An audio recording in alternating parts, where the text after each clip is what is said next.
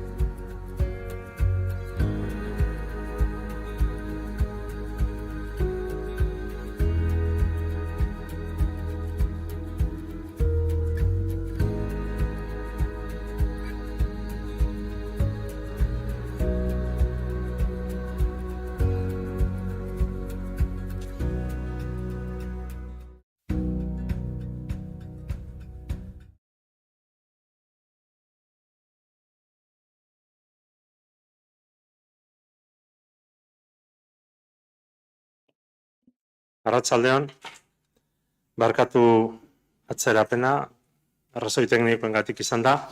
Gaurkoan dugu ohiko udalbatza, ekaineko ohiko udalbatza, eta ohiko udalbatza honetan,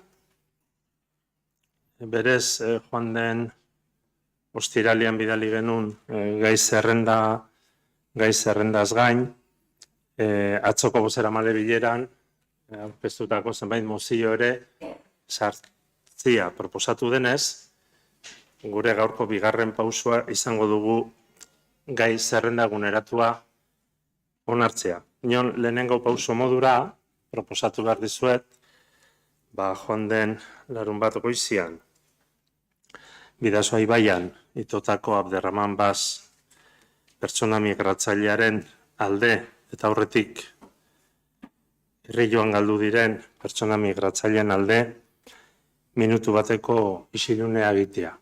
Orduan, eskatuko dizuet, txuti jartzia eta minutu gutxi gora berako minutuko isilunea egitea.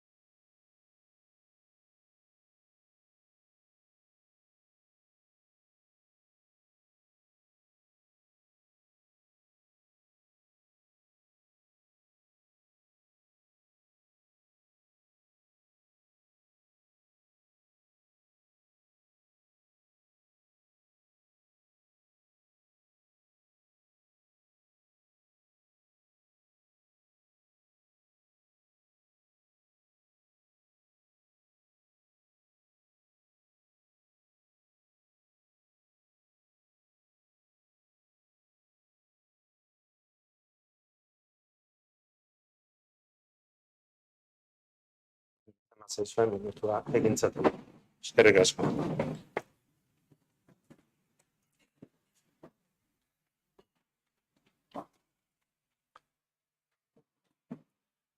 Beraz, gure oraingo egitekoa izango da, hortaz, gai zerrenda eguneratua adieraztea eta berrestea.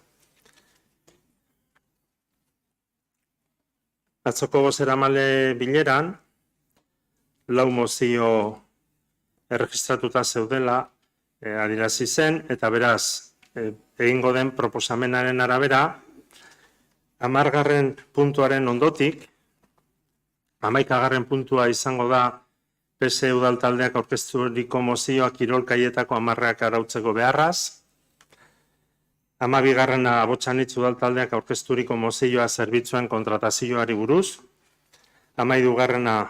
Abotsanitz udaltaldeak aurkezturiko mozioa Arkoila auzoko saneamendu lanak burutzeko, eta 14.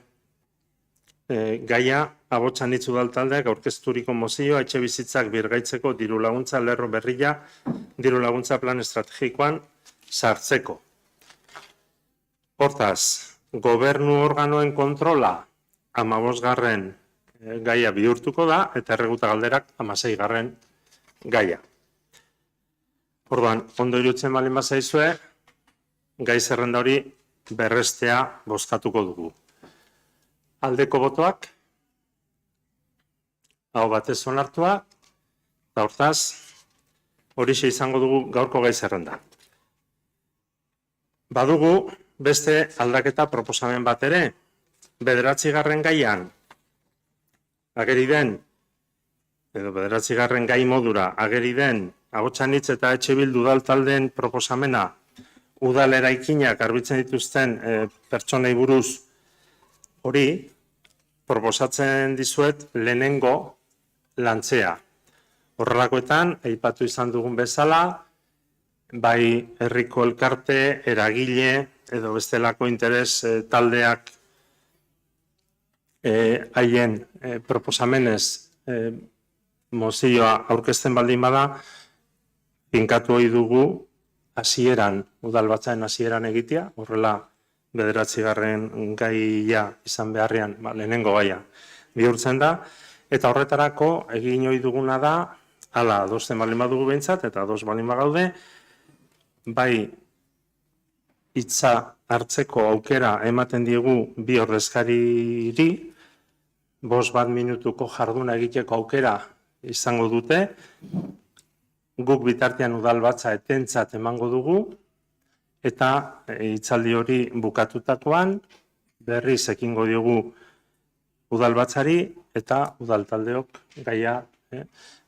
aztertuko dugu eta bozkatzeari ekingo digu. Ondo iruditzen baldin bazaizu behintzat, horrela hasiko gara. Ados? Bai, egin behar dugu bozketa formalik horretarako, Gorka, edo onartuta dugu. Beraz, orduan orain, eskatuko dizuegu, garbitzaileen, emakume garbitzaileen, pertsona garbitzaileen bi ordezkariei mikrofonoa emango diegu eta hitza hartu dezaten. Bitartean, gu hementxe egongo gara, naiz eta adieraziko dugun, etentzat jotzen dugula udalbatza.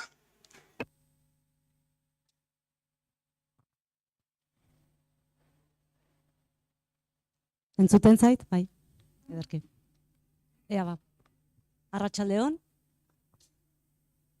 Arratsaldeon. Nagore Larzabe bat naiz, garbitzailea, Hondarribiko udaletxean, eta, bueno, honea gatoz pixka bat azaltzera. Basanto. Vale. Irakurri ingoet, bai? Negoziaketak aspaldi hasi ziren, 2022ko urtarrilaren 10ean. Inork ez gaitu deitu, eta egin ditugun bilera urriak guk deituta izan dira beti ere, ezezkoa jasotzeko. Udaletxearen immobilismoa salatu nahi dugu. Lan gatazkaren aurrean, azpiko tratan jartzen du ardura guztia, eta bere errua ez balitz bezala jokatu. Udalak erabaki du zerbitzua azpikontratatzea. Duela ezinbestekoak jotzen gintuzten. Orain, negoziatu nahi dugunean, existituko ez bagina bezala jokatzen dute.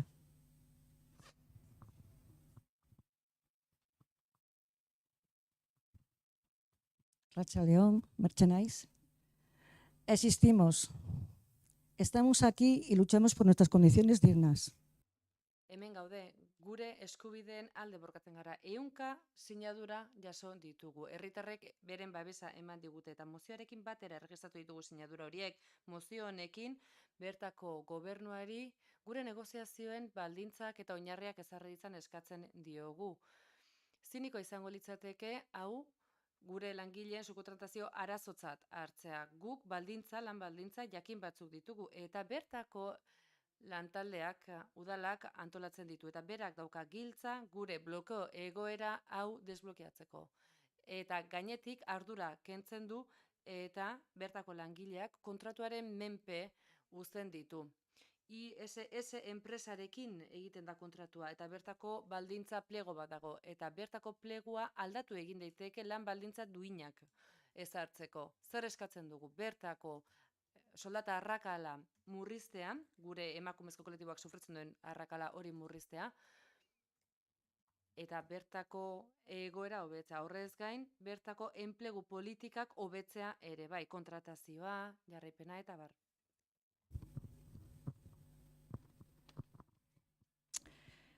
Gaur eguneko soldatarrakala 11 batean dago.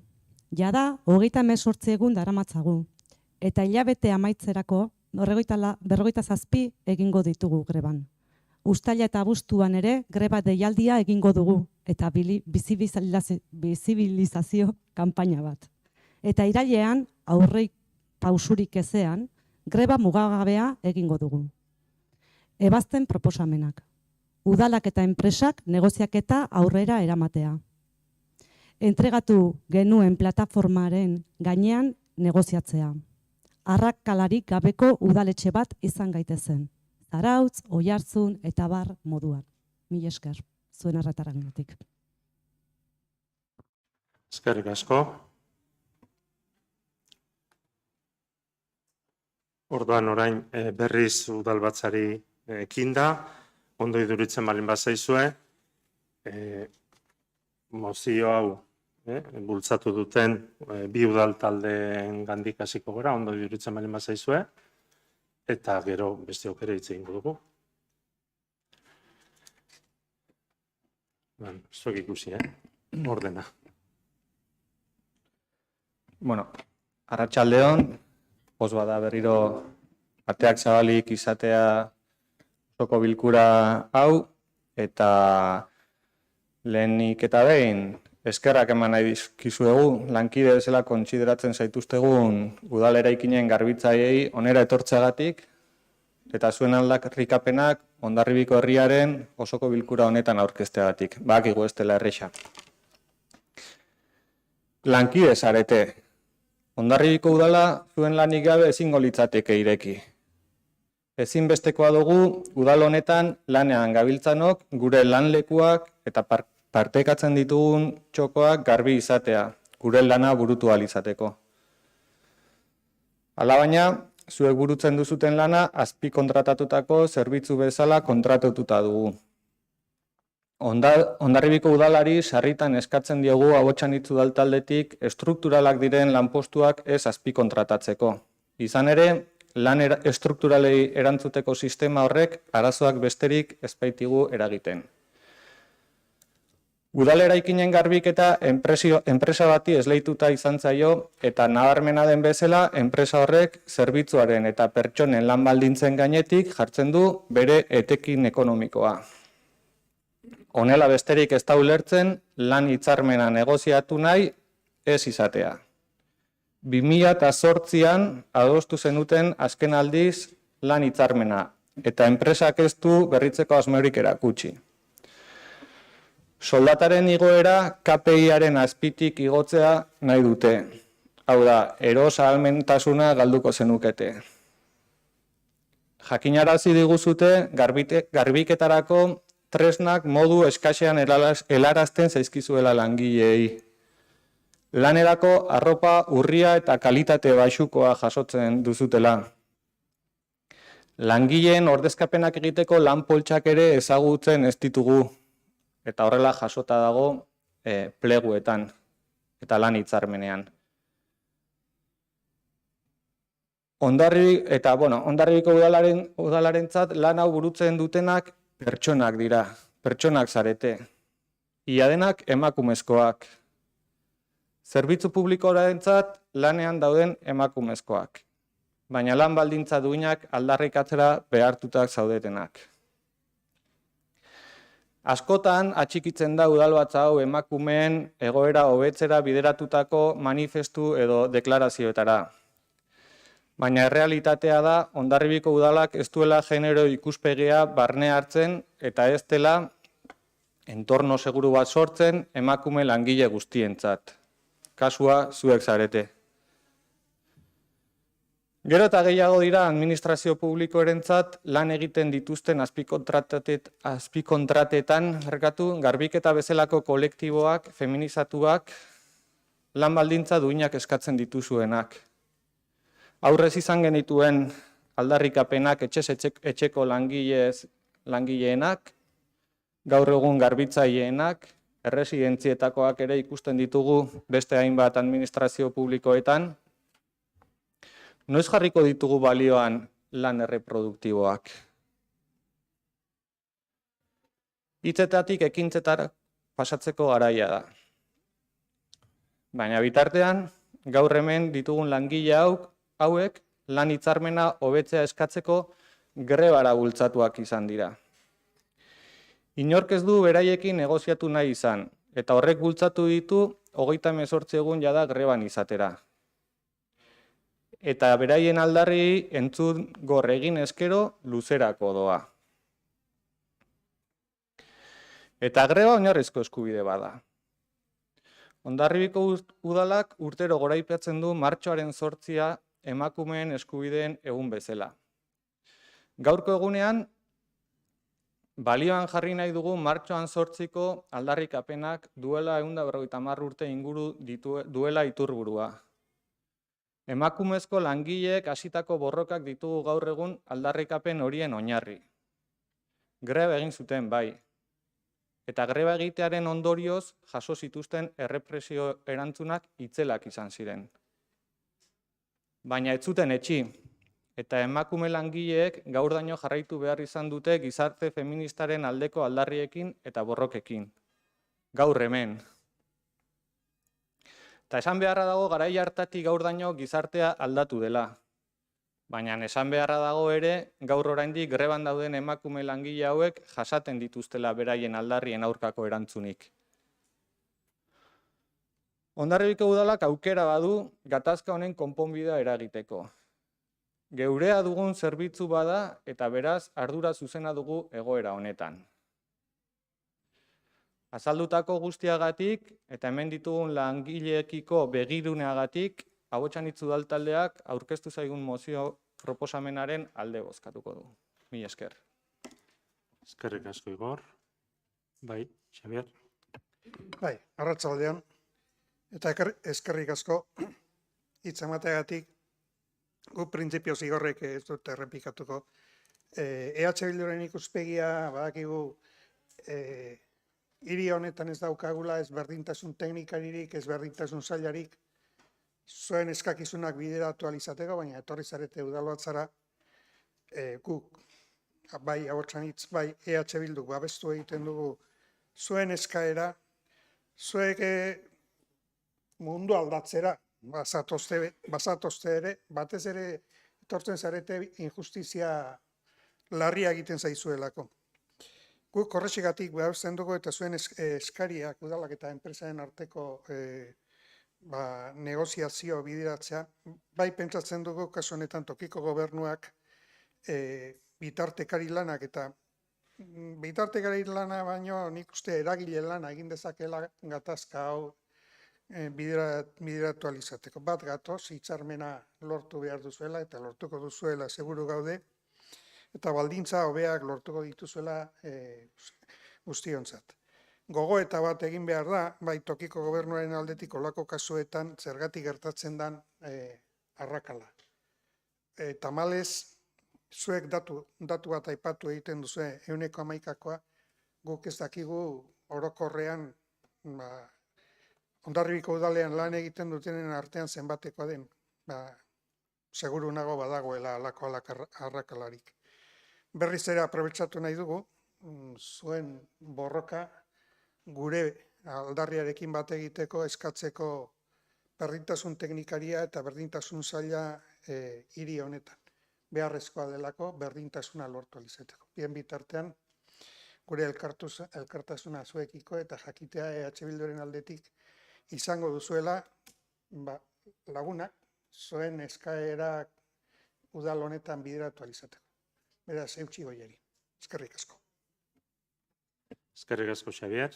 Orduan orain beste bi taldeak. Zer, Josu? Vale? Esaten nuen problemarik gabe. Hitza eskatzen badu. Bai. Bueno. Gure aldetikan lehenbizi eskartu, hemen egotea, eta zuen borrukaren inguruan, hemen adieraztea zuen borondatea. A ver, hay unas cuestiones que yo me gustaría aclarar y hablar, ¿no? Un poco... Nik egoera batzuk azpimarratu nahi ditut, izan ere idatzi honetan aipatzen da, langile asko ezinbestekotzat jo izan direla orain dela gutxi arte. Guretzat iruditzen zait beti izan direla, hau da garbitasun lanak beti izan dira beharrezkoak. Eta ez da inoiz eten behar izan hori. Eta ez dago oso zehatz idatzi da.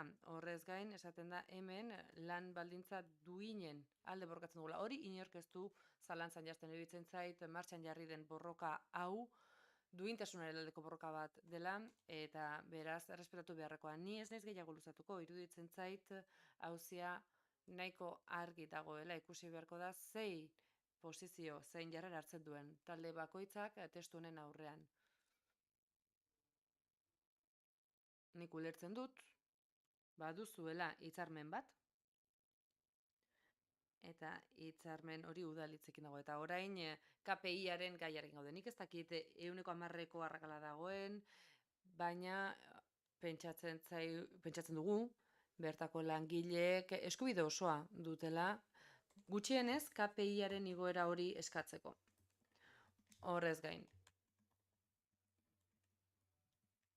Enpresarekin daukagun hitzarmenaren negoziaketa aipatzen den momentuan, gu erabat ados gaude.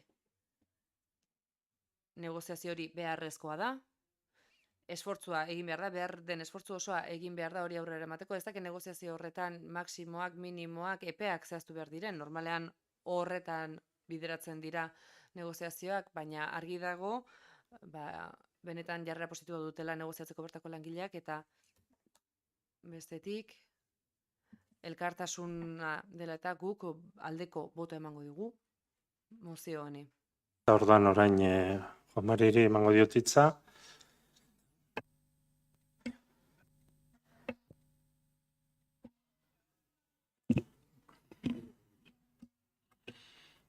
Arratsaldeon.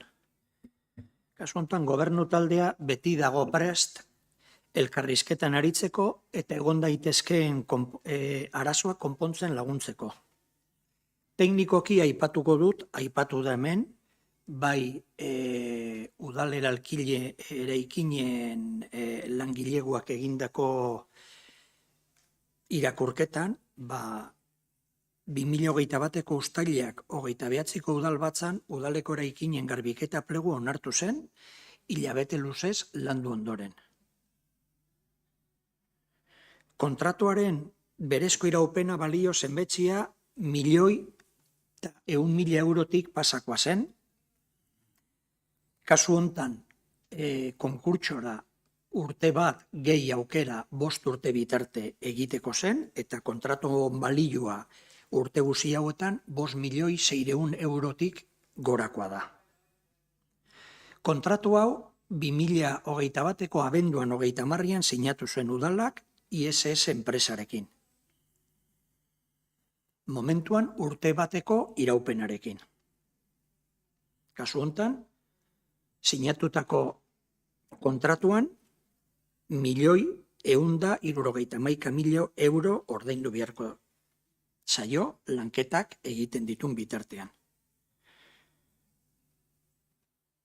Azkeneko urte hauetan,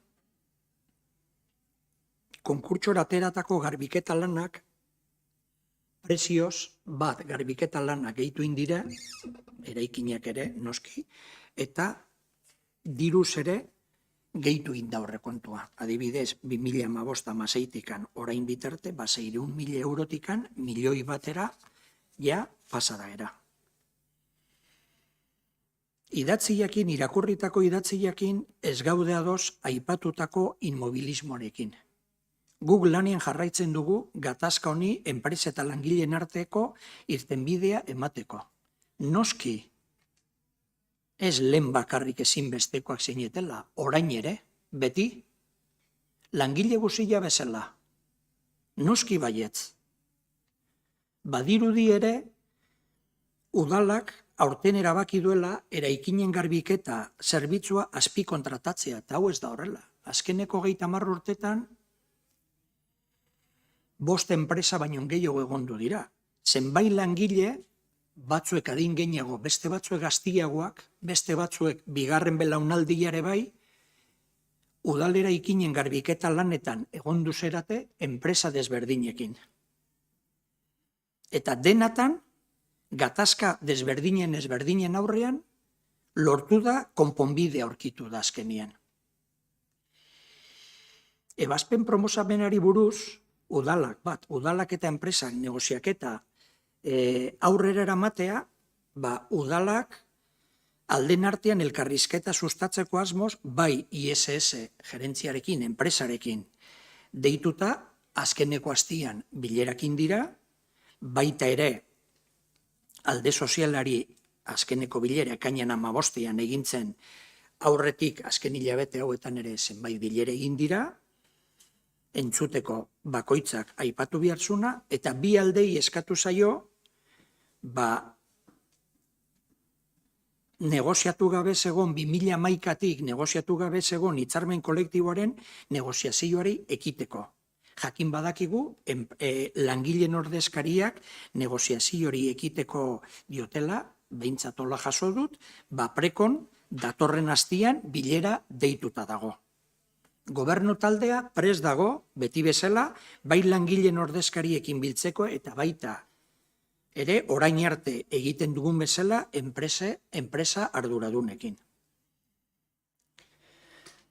Bigarren proposamena, negoziatzeko esertzea biapuntu gisa zuen plataforma hartuz, guk iruditzen zaigu gobernu taldeak udalak hitzarmen kolektiboaren negoziazioaren esparruan bi aldeen proposamenen guztiak sartzearen alde egiten dugu, baita bi aldeak topagune batera iristearen alde, eta lortuko delakoan gaude. Udalak, orain dela azkeneko udal batzan, apirilak 28an, udal langileen soldata onartu zuen, estatuko aurrekontuak onartzen duen bezala, eguneko 2, hor eztabaida eta gatazka egon zen gutxi zela, baina estatuak onartzen dena hori da, eta hitzarmenian dagon bezala, udaletxeko eraikinen garbitzaile guztiei, udaletxeko langilei bezala, eguneko 2 hori igotzen zaio, eta hori azken udal batzan jaso zen. Soldatan arrakalari gabeko udala izatea, noski udala talde guziek aipatu dezute, eta guk ere bai, noski bai, zalantzari gabe. Generoan araberako soldat arrakalarik ez izatearen alde egongo gara, eta hala gaude. Hitzarmen kolektiboaren negoziazioaren esparruan desagertu behar dira diferentzioiek.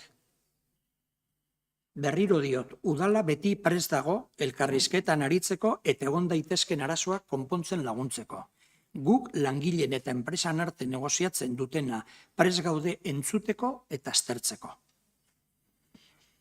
Egindako mozioari kontrako bozka emango diogu eta lanian jarraituko dugu beti bezala gatazka hau konpontzeko. Eskerrik asko.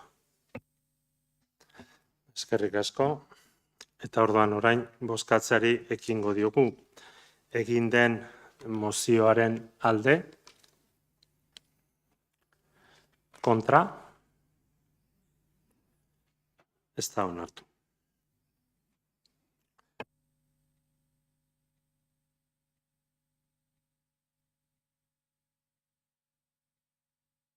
Gai zerrendan hurrengo gaia aztertzeari ekingo diogu.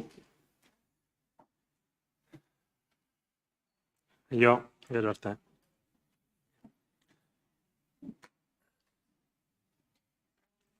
No.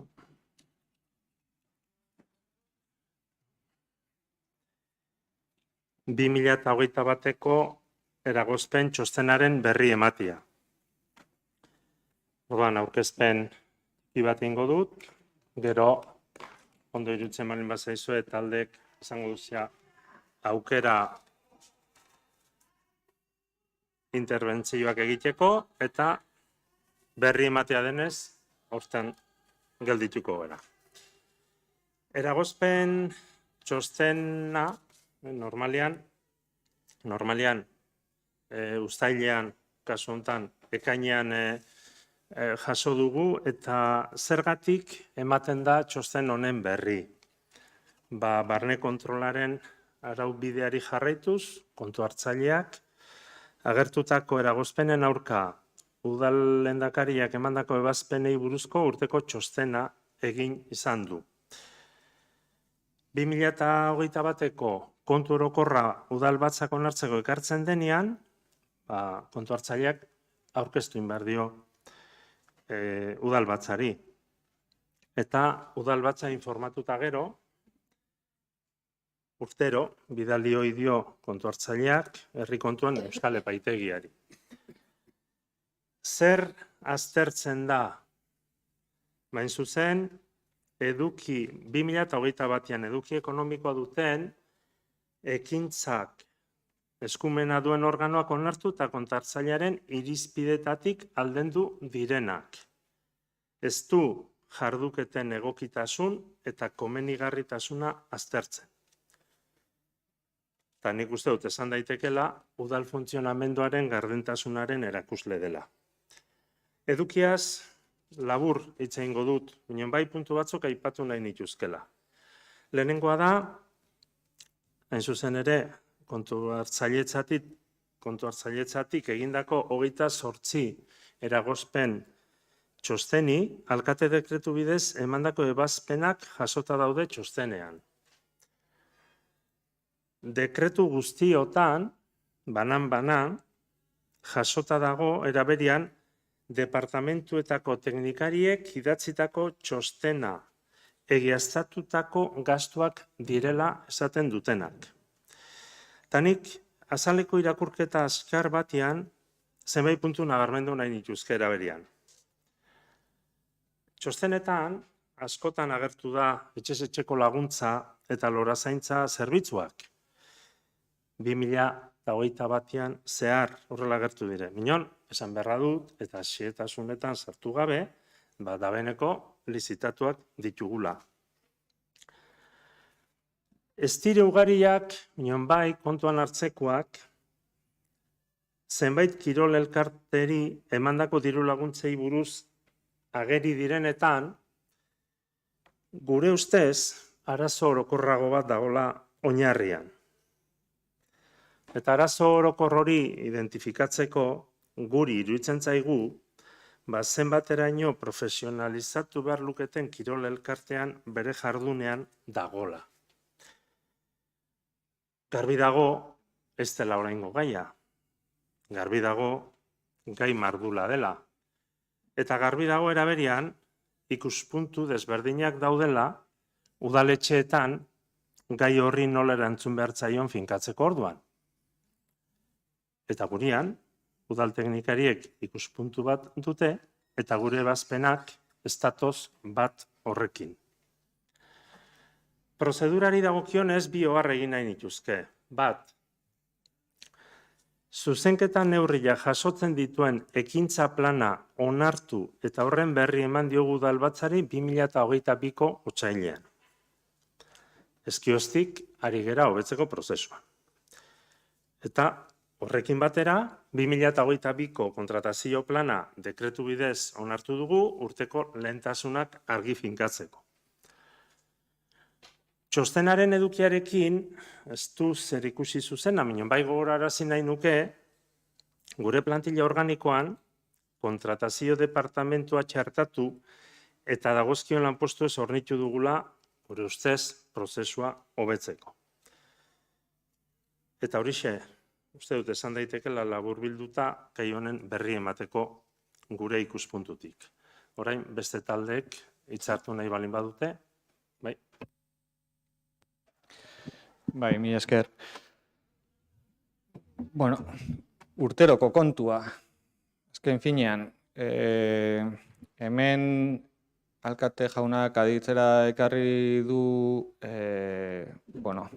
eragozpen txostenen berri emate gisa, eragozpen etengarria duten 28 txosten. Eta 28 txosten horietatik 21 dira zerbitzu prestazio kontratuenak eta 7 izango lirateke diru laguntzen ingurukoak. Baina kontratu prestazio zerbitzuko txosten etengarri horietan 75 irregulartasun jasotzen dira.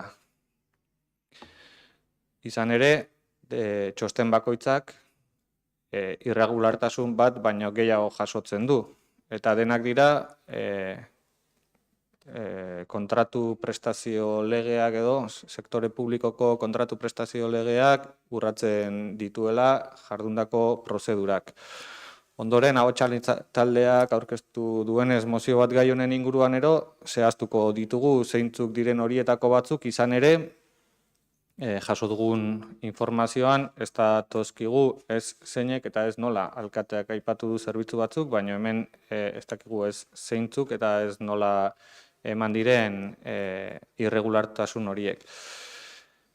Baina baita ere esan beharra dago, eta uste dugu kontu orokorraren baitan hitz egitera gatozen gaurko udalbatza honetan eta gai hau lotura zuzena daukanez, badaudela beste 17 txosten gehiago, oharrak egiten dizkionak kontu hartzaile andreak, ez zaizkigunak jakinaraztera ekarri berri emate honetan.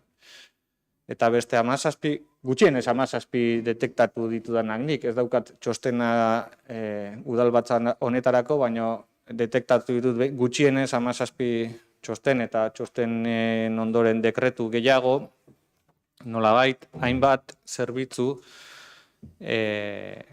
baita ere sektore publikoko kontratuen legea urratuz egiten direnak. Horietako asko izaten dira errepikakorrak direnak eta kontratu txiki bezala esleitzen direnak.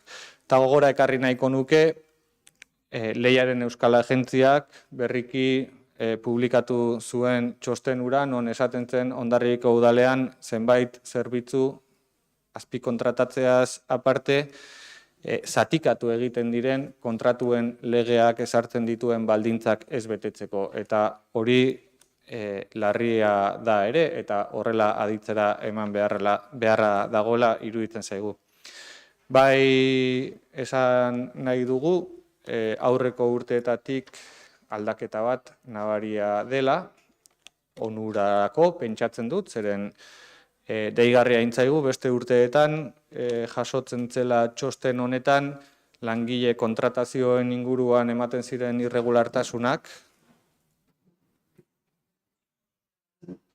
epe berdinean aurkezten zen eta epe berdinean eztabaidatzen genuen txosten hura, orain honetan ez dugu jaso eta ez dugu horren berririk, ez dakit hori etorriko den orduan, edo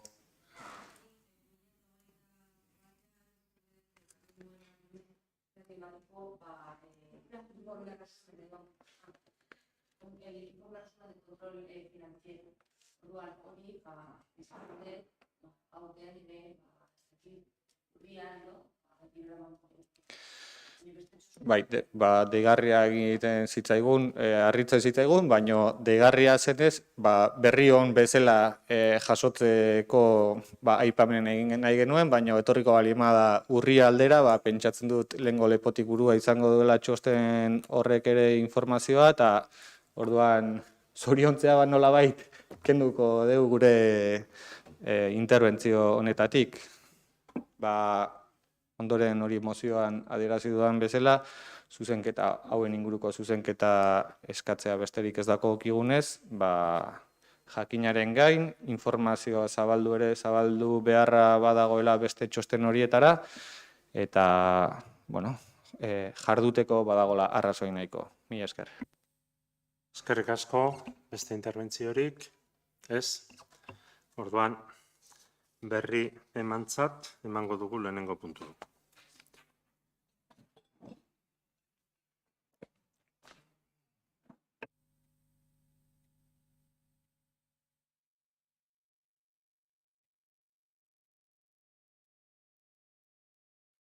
Urteko finantza kontroleko planaren berri ematea da hurrengo gaia. Eta egia esan, uste dut urtero, ariketa egin behar izaten dugula, pixka bat, eta respetu guztiarekin esaten dut, egiten den, eta nire ustez, gardentasun ariketa honetan, zer den eta nola esan, zertarako den. Nik irakurriko dut txosten horretatik, bizpairu paragrafo denok kokatuta egon gaitezen, eta nik uste dut irakurtzeko aukera izan dugula.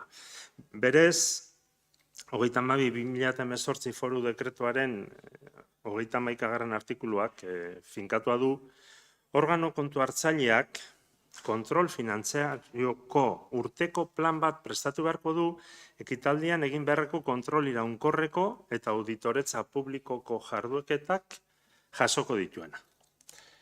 Hori da txosten honen egitekoa. Eta txostenaren ondorio eta eraginetan, aukera txiki bat egingo dut, kontrol finantziaroko emaitzak txosten idatzietan jasoko dira.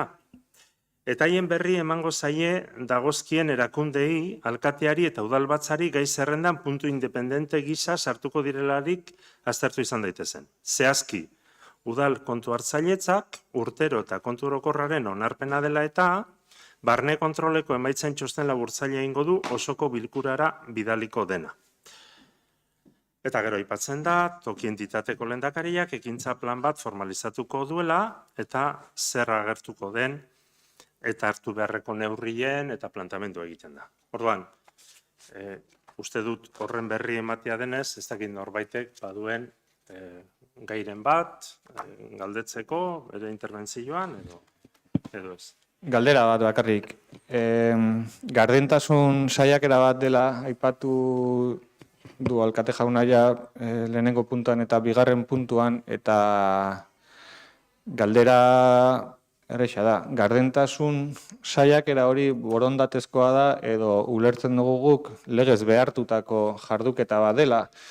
Ez dakit aditzera ematen da nonbait, gardentasun saiakera borondatezkoa dela eta guztioi hemen informazio zabaltzearena, hau nahitaren nahi ez egin beharreko urratsa da, eta horrela jakinarazi behar zaigu, eta nahita nahi ez jakinarazi behar zaigula, ez da? Igor, niz nahi zure interpretazioetan hasiko lehenengo momentutik. Ez nahi zure interpretazioetan hasiko lehenengo momentutik. Ez dut eskutatzeko inolako asmorik, minon ezin daukatu, hau, erakundearen, ez udal gobernuaren, erakundearen gardentasunarik eta bat dela. Hala ez. Erakundearen, berriz esango dut. Ta legez egin behar duguna. Minon, legez egiteak esan nahi du ez dela gardentasuna? Ez dut ulertzen. Minon, bueno, ez dut uste orain eztabaidan hasi beharko genukenik. Gaia da berri ematia. Eskerrak eman soilik erantzuteagatik. Ez horregatik. Hirugarren puntua dugu, aurrekontuaren ejekuzioari buruzko 2022ko lehenengo hiruileko informazioaren berri ematea. Eta orduan eskatuko diot Ogasun Zinegotziari aurkezpena egitea. Eta gero interbentzioak izango ditugu, hau ere berri ematea da.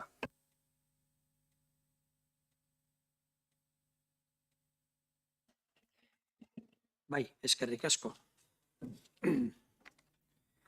Dokumentazioan hemen dugu, lehenengo hiruhileak pasa dira eta bigarren hiruhilekoak ere urterdia egin dugu baina kasu honetan tokatzen dena lehenengo hiruhilekoari aurrekontuaren exekuzioari buruzko informazio eman, alde batetik beti bezala gardentasun hitza aipatzen ere bai, foru aldundia jakitun da dokumentu honetaz gain, eta udalari gaur berri ematen zaio ere bai, aurrekontu egonkortasunari buruzko helburua betetzen da aurrekontu onartu zenetik, eta kasu honetan hasierako aurrekontutan sarreratik 24.300.000-etik borobilduta 8. atalan finantza aktiboak 5.250.000 gehiago gehitu dira, hau da 29.500.000, ia 600.000 euro, eta kasu honetan diru bilketa 4.000.000 onartutako eskubideak 6.200.000-ekoak, eta diru bilketa likidua 4.200.000 pasatakoa. Eta gastutan, aldiz, egindako gastuak ere bai, onartutako aurrekontuan 24.000.000ko hasierako aurrekontuan, egindako egikuntzakin 29.000.000 pasatara juntira, eta egindako onartutako ordainketak 3.200.000 gorakoa dire, naiz eta gaur egun ekainean 21-an 10.300.000 izan, zeren dokumentu hau, da hemendik 2 hilabetera, urrengo 3 hilabetekoak tokatuko da, eta momentu honetan hola dago aurrekontuan exekuzio maila. Eskerrik asko. Bai, interbentziorik nahi da? Ez?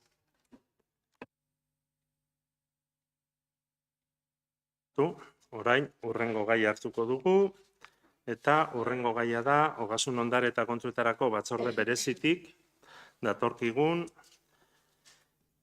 kredituen judizioz kanpoko aitorpena onartzeko proposamena. Hau bai, bada aurkezpena, interbentzioak eta bozketa. Ogasun zinegotziari. Emango dut hitza. Bai, eskerrik asko Txomin.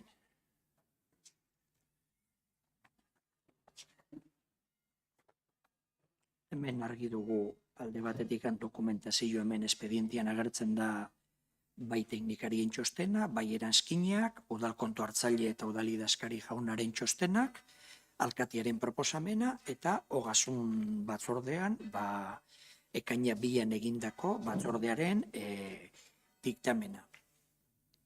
Udal kontu hartzaileak emandako datuen arabera, kontabilitatean 32.714 euroko eta 15 zentimoko faktura batzue daude registratuta, eta prozedura denez alde batetikan aurrekontuan 2021eko aurrekontuan gauzatutakoa, baina fakturak iritsi dira 2022an ekitaldia itxi amaitu ondoren. Orduan hauek registratu behar diren, izena aitorpen extrajudizialaren deitzen zaio, finantziazio hau naiz eta 2021eko fakturak izan udal batzatik pasa behar dute bai edo bai, beraz 2022ko aurrekontuaren kontura jungo dira, eta kasu honetan argi dago onartzeko dauden, gutxi gora bera ez, 40 faktura. 40 faktura daude guztira esandako 32.000 euro pasako horiek, eta badaude potoloena ez banago oker 4.200 eurokoa, eta baitare 2 euro azpiko faktura desberdinak. Orduan, kontutan izan da 2021eko barkatu aurrekontua gastuak egin zirela, 21 milioioko gastuak 1000 faktura egin direla, kasu honetan batzuk etorri dire, prozedura aldetikan teknikariak baiezko txosten eman diote egindako lana direlako, arlo desberdinetan, baita ere presio horiek adostotako presioan, eta aipatu txosten guztiak, aipatu duten bezala txosten guztiak egin ondoren, bai teknikariak lan hauek berriro diot egiaztatu direla, proposatzen dena da kontu hartzaileen eta idazkari jaunaren txostena kontutan hartuta, alkatek proposatzen du onartzea faktura hauek eta ordaintzea. Bai, interbentziorik, bai. Bai, mi esker. Bueno, hau ere azken urteetan ohiko bat bihurtu zaigu. Dokumentatu ahal izan duanez, 2020 urtean izan genuen judizioz kanpoko aitorpena egiteko lehenengo, ni gogoratzen dudan, edo behintzat dokumentatu dudan lehenengo kasua 11.000 eurokoa izan zen. 2021an aurreko urtean hemen balioan jarri zen erdira baino gehiago murriztu zela, 5.000 euro ingurura murriztu zela, eta 2022an aldiz 32.000 eurotik gorako judizioz kanpoko aitorpen bat egitea proposatzen digu alkate jaunak. Txisunek ondo azaldu du, hemen dauden 40 faktura hauetatik denak ez dira berdinak. Denak ez dira kasu berdinak. Bai egia da denetan ez dela jarraitu gastua gauzatzeko administrazioan jarraitu beharreko prozedura. Ez da prozedurari jarraitu. Guk herritarrei eskatzen diegu, lehen Txominek ondo azaldu du diru laguntzen zuriketan hainbat kirol taldeek edo eskatzen dizkiegun, teknikoki eskatzen zaizkien justifikazioak badakigu zein gogorrak diren, eta administrazio publikoak herritarrekiko jardun bidea beti arauetan eta epeetan eta ongi zorrotz jarduten du. Aldiz, gero gure buruari ezartzen dizkiogun eskabideetan ikusten dugunez ez dugu berdin jokatzen beti behintzat. Hemen badaude zenbait faktura gaur onarpenera ekartzen direnak, alde batetik hornitzari berdinari errepikatzen zaizkionak, badaude zenbait faktura kopuruengatik kontratazio prozedura bat egin beharko liratekeenak, zuzentzeko soilik aipatu duzu 4.000 eurokoa dela, handiena 8.800 eurokoa da ia. Arrazoi duzu. Eta horrek baditu nolabait jarraibide batzu jarraitu beharra kontratazioaren ikuspegitik kopuruak badaukalako zeresana. Guk ezin dugu ontzat eman faktura hauek ordaintzea, ez delako prozedurari jarraitu, eta administrazio publikoan herritarrei eta hornitzaileei eta zerbitzuak ematen dizkigutenei eta ematen diegunei, prozedurak behin eta berriro aipatzen diegunean, guk ere gure buruari ezarri behar dizkiogulako eskakizun berdinak, eta kasu honetan ez dugunez egiten gu bai jarri nahi dugu azpimarra horretan, eta kontra bozkatuko dugu, izan ere uste dugulako exigenteagoak izan behar dugula gure buruarekin. Mila esker. Eskerrik asko, beste interbentziorik. Ez, beraz, bozkatzari ekingo diogu, beraz, judizioz, kanpoko faktura, kanpoko aitorpena onartzeko proposamenari bai. Ez, abstentzioak, onartua.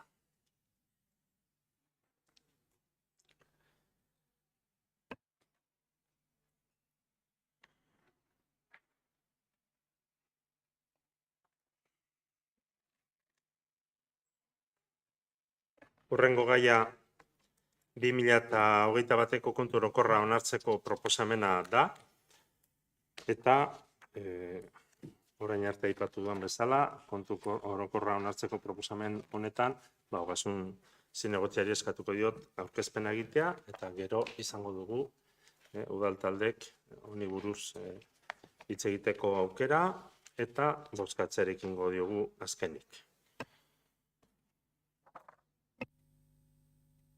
Eskerrik asko, Txomin. 2021ko aurrekontu kontu orokorrari dagokion dokumentazioa aztertu da, eta dokumentazioa beti bezala salpenak emango ditu teknikoki alde batetikan, honela osatuta dago, balantzea, ondarearen emaitza ekonomikoa, diru fluxuen egoera horria, ondare garbia, likidazioaren egoera, memoria ere, aurrekontu emaitzaren eta kontabilitate emaitzaren arteko berdintasun egoera, eta azkenik aurrekontu orokorretan sartutako bai Hondarribiko udalaren, Hondarribia Lantzen SA eta baita Arma Plaza Fundazioaren finantzegoera bateratuak. Urteko kontuak auditoritzan aldeko txostena jaso dute, txostenak 2021ko emaitza kontableak jasotzen ditu. Aipatutako kontu orokorra ontzat emanez eta jende aurrian erakutsi eta udal batzak ontzat eman desan, proposatuz, ogasun kontu eta ondare batzordea 2022ko maiatzaren 12an egintzen. Kontu orokorraren espedientea Gipuzkoako aldizkari ofizialean iragarki bidez argitaratuta dago maiatzaren 25an eta udal iragarki olean ere inolako erreklamazioari jaso gabe. Kontu orokorra urtean udal kontu hartzaileek eta ogasun teknikariak prozedura jarraituz osaturiko dokumentu txostena da, dokumento potoloa, espediente potoloa da, gardentasun aldetik eman beharreko urratsa guztiak eman dira, epeak betez, egindako auditoritza eta kontu hartzaileak aipaturiko kontu orokorraren berri herri kontuen Euskal Epaitegira eman diezaiola, agindu du alkatiak ere urtero bezala, eta iruditzen zait gardentasun urtero bezala ariketa egokia dela. Kontutan hartu behar dugu, kontu orokorraren onarpenak ez duela zer ikusteko onartutako aurrekontuarekin, kontu orokorra ez da gobernuan proiektuen azterketa, ez da egindako ekintzen eztabaida, ea egokia izan diren ala ez, egindako proiektuak edo beste guztia. Kontu orokorra lehen aipatu bezala urtean udal kontu hartzaileak eta ogasun teknikaria prozedura jarraituz osaturiko dokumentua da. Kontableki nola gauzatu diren sarrerak eta gastuak 2021 urtean. Aipatutako guztia kontu izan hartu, kontu orokorra udalbatzak onar dezan proposatzen dugu. Eskerrik asko. Bai, eskerrik asko, interbentziorik. Bai. Bai, mi esker. Bueno, lehenik eta behin esan beharra dugu kontu orokorraren bitartez, Hondarribiko udalaren eta bere eraginpean dauden elkarte eta fundazioen egiazko irudi ekonomikoa emateko tresna dela, gaur hemen aurkeztu zaiguna. Tresna hau, Txisunek esan duen bezala oso trinkoa den tresna da, eta udalbatza hauetan eztabaidagai izaten ditugun gai ezberdin ugari jasotzen ditu. Aurrekontuen ingurukoak, likidazioaren ingurukoak, kontratazioaren ingurukoak, pertsonalaren ingurukoak, Hondarribia lantzen, Arma Plaza Fundazioa eta bar. Beraz, kontu orokorrari dagokionean, Hondarribiko udaleko arlo ekonomikoaren irudi fidela erakusteko bi plano ezberdin egitea ezinbestekoa dela deritzogu. Epe luzekoa bata eta epe laburrekoa bestea. Udalaren ondareari dagokiona alde batetik eta 2021 urteko kontuei dagokiona bestea. Epe luzeari begira, esan beharra dago ezinezkoa dela ziurtatzea Hondarribiko udaleko balantzean adierazten diren ibilgetu materialeko datuak kontrastatzea. Ezinezkoa da. Egiazkoak ote diren ere zalantzan jartzea nahi eta nahiezkoa dela uste dugu, ikusirik 20. mendeko 70. hamarkada ezkeroztik ez dela udal ondasun eta eskubideen inventariorik egin. Beraz, kontabilitatean jasotakoa errealitatearekin kontrasterik egin gabe dago duela 50 bat urtetik edo. Zer esanik ez, lurzoru publikoaren ondareari dagokionean. Jakin badakigu makina bat direla erabilera pribatiborako lurzoru publikoa okupatzeko egin diren ekimenak. Abotsanitz udaltaldetik lurzoru publikoa udalak berreskuratzeko hainbat kasu ezagutu eta eskaera egina ditu. Baina gaurkoz erantzunik jaso gabeak. Nola adieraziko da beraz irudi fidela epe luzeko kontu hauetan. Epe laburrari begira, urteko kontuen likidazioari dagokionean, udal gobernuaren jarduketa maila baloratzea dakar ezinbestean. Behin eta berriz, aditzera ematen dugu urteroko udal aurrekontuek ez dutela errealitatearekin zerikusirik. 2021 urtean, 40 milioi eurotik gorako aurrekontuak kudeatu zuen udal gobernuak. Horietatik 15 milioi inguru kreditu aldaketa bitartez onartuak izan zirenak. Bada esan beharra dago, 40 milioi euro horietatik udal gobernu taldeak 21 milioi euro besterik ez dituela erabili. Udalaren konpromisoen gauzatze maila erdia pasatxo da. Bere buruari egitekoak eman zizkion aurrikuspenetatik erdia gauzatu du. Beraz, oso balorazio eskasa egin behar da. Gogarazi nahi nuke ere diru sarreren arloa. Beste urtebetez, diru sarrerak handiagoak izan ziren aurrikuspenak baino. Gogoratu dezagun, egiteko proiektuak finantzatzeko 1 milioi euro terdiko zorpetzea egitea aurrikusi zela. Eta horretarako beharrik izan gabe 25 milioi euroko dirusarrerak izan genituen Hondarribiko udalean. Hau da, herritarrek zerga bidez Hondarribiko udalari ordaindutakoa beste urtebetez handiagoa izan da eskainitako zerbitzu eta inbertsioak baino. Txomin, zu alkate zarela urtero eman den dinamika da hau. Udala Altxortegi Gordina iritsi zenean 37 milioitik gaur egun 62 milioi eurora eraman duzu. Hondarribiko udaleko kontu hartzaile Andreak eginiko kontuen memorian aipagarriak diren gai batzuk ere nabarmentzea ezinbestekoa deritzogu. Udal langileagoarena bata. Ahotsanitz udaltaldeak behin eta berriro aipatu izan du udalaren lanpostuen zerrendak ez duela irudikatzen Hondarribiko udalak eskaintzen dituen zerbitzuak emateko adinako lanposturik. Nabarmen ondorioztatzen da hori memoria honetan. 2021 urtean izandako bataz besteko langile kopurua 132 langilekoa zen. Eta urte horretarako lanpostuen zerrendan aditzera ematen zirenak 100 lanpostu baina gutxiago. Honi aldi baterakotasun tasa gehitu behartzaio. Memorian aditzera ematen den bezala, Hondarribiko udaleko langilegoaren aldi baterakotasun tasa 176koa da. Eta hau Europar Batasunak ezarritako 108ko aldi baterakotasun tasaren helburutik hain dago urrun.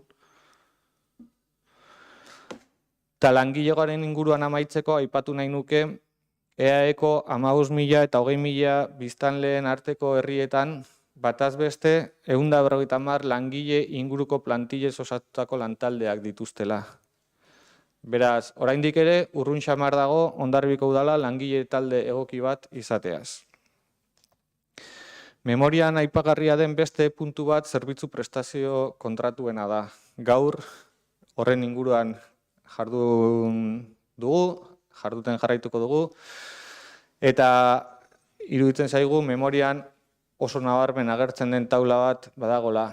Udal zerbitzuak azpikontratatzeko kontratazio administratiboari dagokionean 2112 esleipen burutu direla aipatzen da 2021 urtean. Sektore publikoko kontratazio legeak aditzera ematen dituen printzipioak oso argiak dira. Ezinbesteko kasuetan eta estrukturalak ez diren kasuetarako administrazio publikoek zerbitzu horien kontratazioa egingo dutela hain zuzen. Horretarako prozedurak ere aditzera ematen ditu. Legen honen arabera, ohiko prozedurak irekiak behar dute izan, aukera berdintasuna, publikotasuna eta hornitzaileen arteko lehia bermatuko dutenak. Zerbitzuaren kostuaren arabera, salbuespeneko prozedura batzuk ere aipatzen ditu. Legeak ezarritako baldintza batzuk arinduz. Bada, Hondarribiko udalean 2021ean egin diren kontratazio administratiboen 89,8% salbuespen egoera bidez gauzatutakoa kontratazioak dira. Besteak bezala izendatutako kontratu moten barruan. Ez dute bermatzen zerbitzu horiek burutu nahiko lituzketen hornitzaileei aukera berdintasunik. Lehia egiteko aukerarik. Ez da merkatuko prezioen barnean ematen direnik ere. Gai honen inguruan, gogoratu beharra dugu 2016an kontuen euskal epaitegiak Hondarribiko udalari buruz eginiko txostena. Eta baita, lehen aipatu dudan, lehiaren euskal agentziak berriki burututakoa ere. Azken honetan, argi uzten zen, zerbitzuak zatikatu egiten direla sektore publikoko kontratazio legeak ezartzen dituzten bermeak ekidin asmoz. Gainera, aditzera ematen du ere horrek merkatuaren itxiera bat eragin duela. Datu hauek ikusirik, kontu orokor hauetan, kontratazio administratiboari dagokion legezkotasun txostena txertatu beharko litzatekela eskatu dugu. Baina ez zaigu eskaerari guk nahi moduan erantzun. Bukatzeko, aipamen txiki bat egin nahi nuke Hondarribiko udalak dituen mendeko erakundeen inguruan. Jakinarazi izan dugu Hondarribia Lantzen SA-ak eta Arma Plaza Fundazioek fundazioak ez dituztela beraien jardunetan langilerik jasotzen. Eta hemen gauden guztiok, badakigu zenbait udal langilek lanak burutzen dituztela erakunde hauen funtzionamenduan.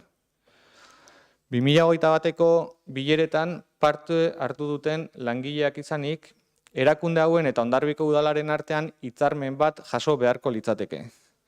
Erakunde hauetan lan egingo duten langile hauen ordu kopuruak eta kosteak erakunde bakoitzari egokitu ahal izateko.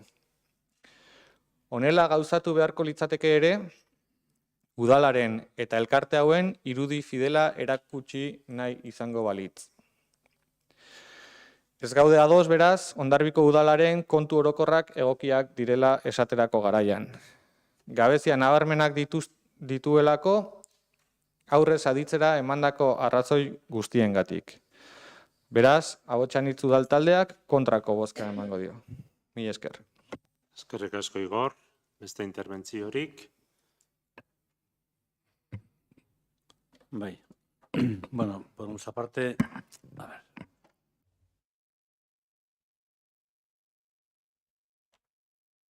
Gai hau eztabaidatu genuen aurrez ere. Likidazioaz hitz egin genuen egun hartan, sesio hartan ere bai, baina Txixunek zuk aipatu duzu azken zati horretan aurkezten direna zenbakiak direla, zifrak direla, bloke importanta dela esan duzu, bertan gehitzen direla gai guztiak, eta bertan txosten guztiak agertzen direla, lanen eta guztiak ados, jasota daude datuak, ongi, eta ez nago horren kontra, baina kasu honetan guk ez ditugu txostenak berak zalantzan jartzen, baizik eta atzean zer dagoen jartzen dugu zalantzan, eta saiatuko naiz labur azaltzen, baina ikusten du 2021ko kasua zein den, pandemiaren erdian geunden, oraindik 2021ean gure ustez ez ziren bete ezarritako helburuak, 40 milioiko aurrekontu horretatik, gutxi gorabeherako 40 milioi horietatik, 40% baino etzen exekutatu, alderdi sozialean etzen gastatu erabakitako guztia, inbertsioak ez ziren aurrera eraman, aurrekontuaren zati asko adostuta zeudenak ez ziren bete, etxebizitzaren gaiari ere ez zitzaion erantzun, eta hori dela eta 5 milioiko altxortegia gehitu genuen, 5 milio gehitu gure altxortegira, eta bertako soberakinete edo gerakinetara, eta nahiz eta bueltak eman honi, azken agertaki horretan, zer ikusten dugu, 2021 urte horretan, ez genuela aurrekontua bete.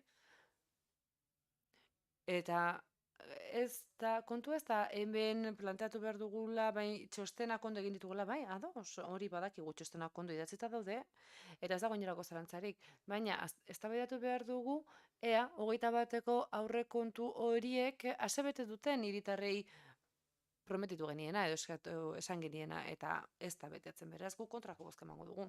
Erik ez? Ai, barkatu. Bai.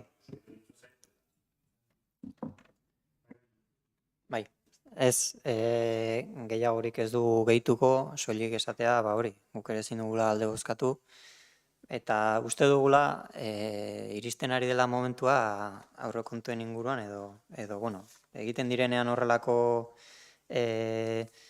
kontuen inguruko hausnarketak, ez dakit, bada garaia aldaketak edo planteatzen hasteko.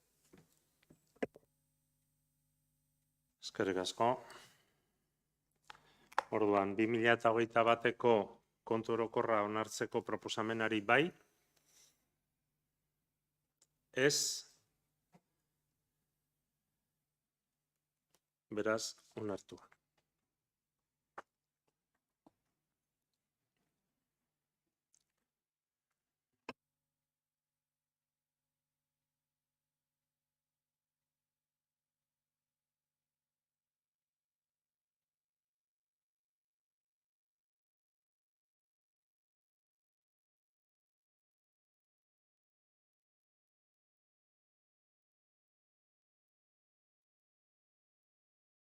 Beste gai batzutan aritzeko garela. Hain zuzen.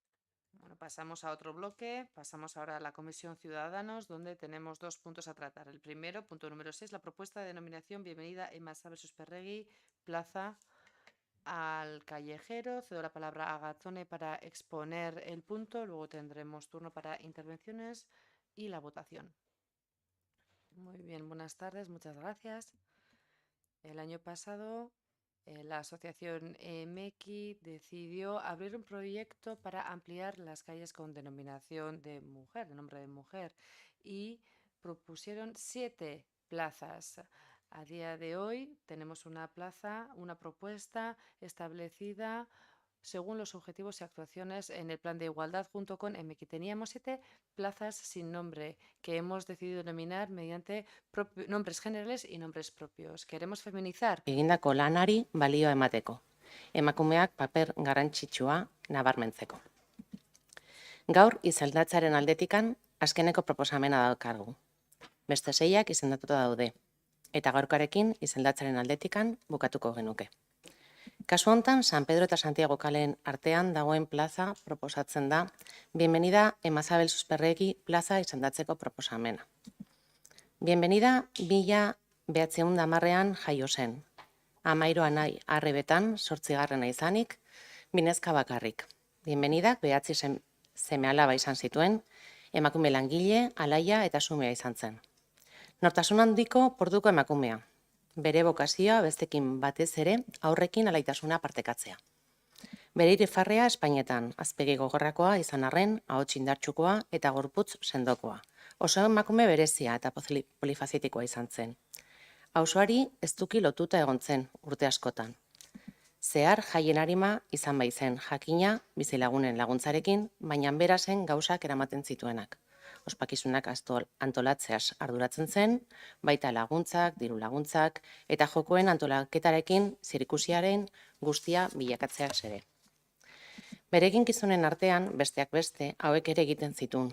Arrantzaleak itsasoko joateko deiak, hildeiak herrian zehar zabaldu, etxean doktrina eman, kofradiako mandatuak, txipiroiak bila ere joaten zan, saltzen zuen arraia, eta barazkietekan truke egiten zuen ere.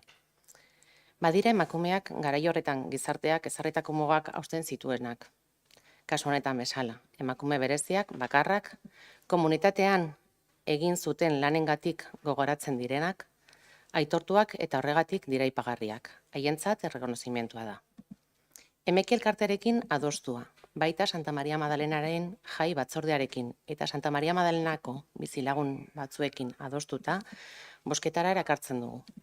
San Pedro eta Santiago kalean dagoen plaza, Bienvenida Emazabel Susperregi plaza izendatzea. Eskerrik asko.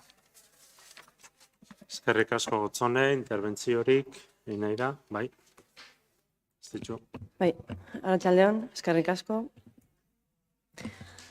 Bueno, Gotzonek aurkezpen polita egin du, bienvenidari buruz. Nik bai azpimarratu nahiko nuke Barrio Txinoko alkatesa bezala ezagutzen zutela, ez? Eta egindako lan handiagatik irabazi zuela titulo hori. Goitzonek aipatu bezala ekimen askoren antolatzailea, baina baita ekimen askotan parte hartzailea ere bai, eta gainera askotan gizonei egotzitako aktibitatetan, ez? Adibidez, zezenketetan edo baita regateatzean. De hecho, irabazten zituen hainbat froga, ez? Bueno, ekimen honekin emango diogu beraz amaiera MEKIren iniziatibaz hasitako lanketari, eta posten gara bere osotasunean bete delako. Proiektu honen garrantzia ez dago bakarrik Hondarribiko kale izendegian emakumeen izenak agertu direlako, baizik eta agertze horrek eredu bihurtzen dituelako. Eta gure ardura da, gure gaztei eredu osasuntsuak erakustea, ezta? Emakume hauek erreferente bihurtzen dira gure batez ere neskatilentzako. Eta badaukagulako bidea erakusteko ere bizitza osasuntsu bat eramateko ez dutela zergatik gorputzaren tiranian oinarritzen diren emakume arrakastatsu hoien ereduak jarraitu behar, baizik eta emakume xumeek ere gauza garrantzitsuak egiten zituztela, eta beraiek ere, beraz, egin dezaketela nahi dutena eta izan dezaketela bizitza pleno hori. Baten batek pentsatu dezake ere, plaza hauen izendatzea agian denboran gehiegi dilatatu den ekimen bat dela, baina horrek ahalbidetu du ere bai udalbatza honetan, halako bat onartu behar genunean, behintzat genero berdintasunak bere momentua eta bere behintzat debate txiki hori edukitzeko aukera. Galdera da eta orain zer, bai? Orain, badaukagu berdintasun plan bat garatzen jarraitzeko, badaukagu, badakit Xabierrek segurazki ere esango duela, baina badaukagu berdintasun sail bat sortzeko, eta badaukagu berdintasun teknikariaren beharra lanean jarraitzeko. Mesedez, ez gaitzazu utzi debate eta lanketa honetatik kanpo. Mi esker. Bai, beste interbentziorik. Sí. Guk izendapen proposamen honetan abstentziora joko dugu, izan ere, esan digute udaleko alderdiko ezberdinetak, kontrako iritziak kontrobertsia handia sortu duen proposamena da, eta guri zalantzagarri suertatzen zaigu. Horregatik abstentziora joko dugu, eta ere gehiago iruditzen zaigu guk profil batzuk, plantatu ditugun profil batzuk aztertu egin behar ditugula. Ez denak, baina plaza batzuen izendegirako proposatutako pertsona horien profilak aztertu beharko liratekela iruditzen zaigu. Bai, eskerrik asko Txomin. Bueno, hemen daukat mozio bat 2016 martxoaren 16an edo registratu. Ez dakit udalbatza hontan irakurri zen edo ez, Etxe Bilduk eskatzen zuen plaza horri bienvenida Emazabelen izena jartzea, Mekirekin ere bilerak eduki genituen, eta hori ez, egia da, posten gaituela proposamen aurrera ateratzea. Baita ere aipatu nahiko nuke, eta zorionak eman, Emekiri eta udalari ere orain arte ekimen hauekin hartu duen lanagatik, zeren egia da hasieran aipatzen genuela, izena jartzen zirela zerari gabe ez, ekintzarik egin gabe edo bere horretan izena jarri eta etzelako kalearekin pixka konpartitzen hori, aurrekoan eduki genuen aukera ere beste bi plaza izenak jarri eta omendutako emakumeen inguruko historiak eta bibentziak ezagutzekoa, eta hori eskertzen da bai Emekik egiten duen lanengatik eta udalak eskaintzen dion auspoagatik ez. Hala ere, ezin duguna da, ahaztu badela ja denbora bat eskatzen duguna saila eta teknikaria ez. Hor, gainera berriki, 1/2022 legeak, martxoaren 3an onartutakoak, bertan 10. artikuluan zehazki aipatzen du. Foru eta tokiko administrazio bakoitzak bere buru antolatzeko dituen eskumenen eremuan beren egiturak egokitu behar dituzte. Administrazio bakoitzak gutxienez, entitate, organo edo administrazio unitate bat izan dezan. Bakoitzaren jardun eremuan emakumeen eta gizonen berdintasun politika bultzatu, planifikatu eta ebaluatzeko. Eta 3. puntuan dio ere, aurreko paragrafoetan aipaturiko administrazio egituerek nahikoa langile eta posizio organiko eta erlazio funtzional egokiak izan behar dituzte. Eta abar, ez? Uste dugu, eta benetan diote, izan diren emakumeek zor dutela herrian presentzia, zor dituzte plazak, zor dituzte kaleak, baina gaurko emakumeek bizi dituzten arazoak ere landu behar ditugu, eta horretarako ja legea berak dio horretlako egiturak sortu behar dirala. Gizarte patriarkal honetan behar ditugula egitura espezifikoak sortu emakumeak bizi duen arazoari aurre egiteko. Beraz, guk mozionen alde bozkatuko baino, iruditzen zaigu zuritu egingo genukela gobernu honek daraman berdintasunaren inguruko politika. uste dugu lehentasunak markatu behar direla, uste dugu saia beharrezkoa dela, guk legealdia hasieratik esaten dugu, baina orain ja legea etortzen zaigu eskatzen. Beraz, esandakoagatik guk abstentziora eramango dugu gure bozka. Oso ondo. Orduan, Bienvenida Mazabel Susperregi plaza izena jartzeko proposamenaren alde, kontra, abstentzioak, beraz, onartua.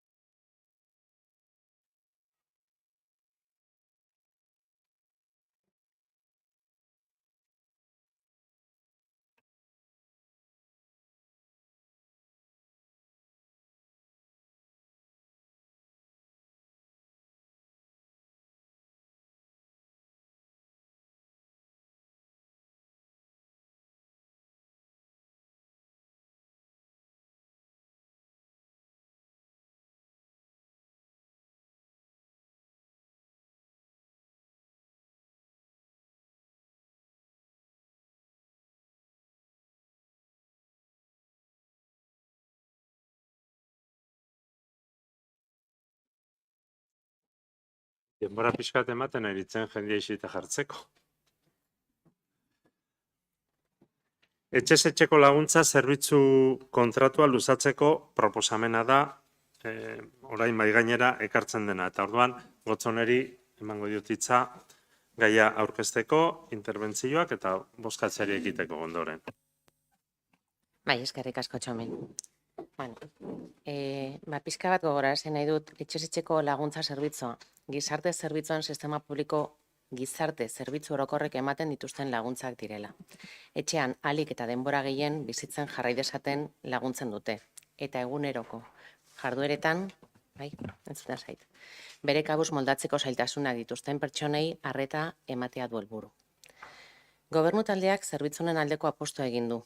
Ordu kopurua handituz, zerbitzua asteko 7 egunetan eskainiz eta gehienez 15 eurokoa prezioa ezarriz, erabiltzailearen ekarpena izanik bere diru sarreren arabera.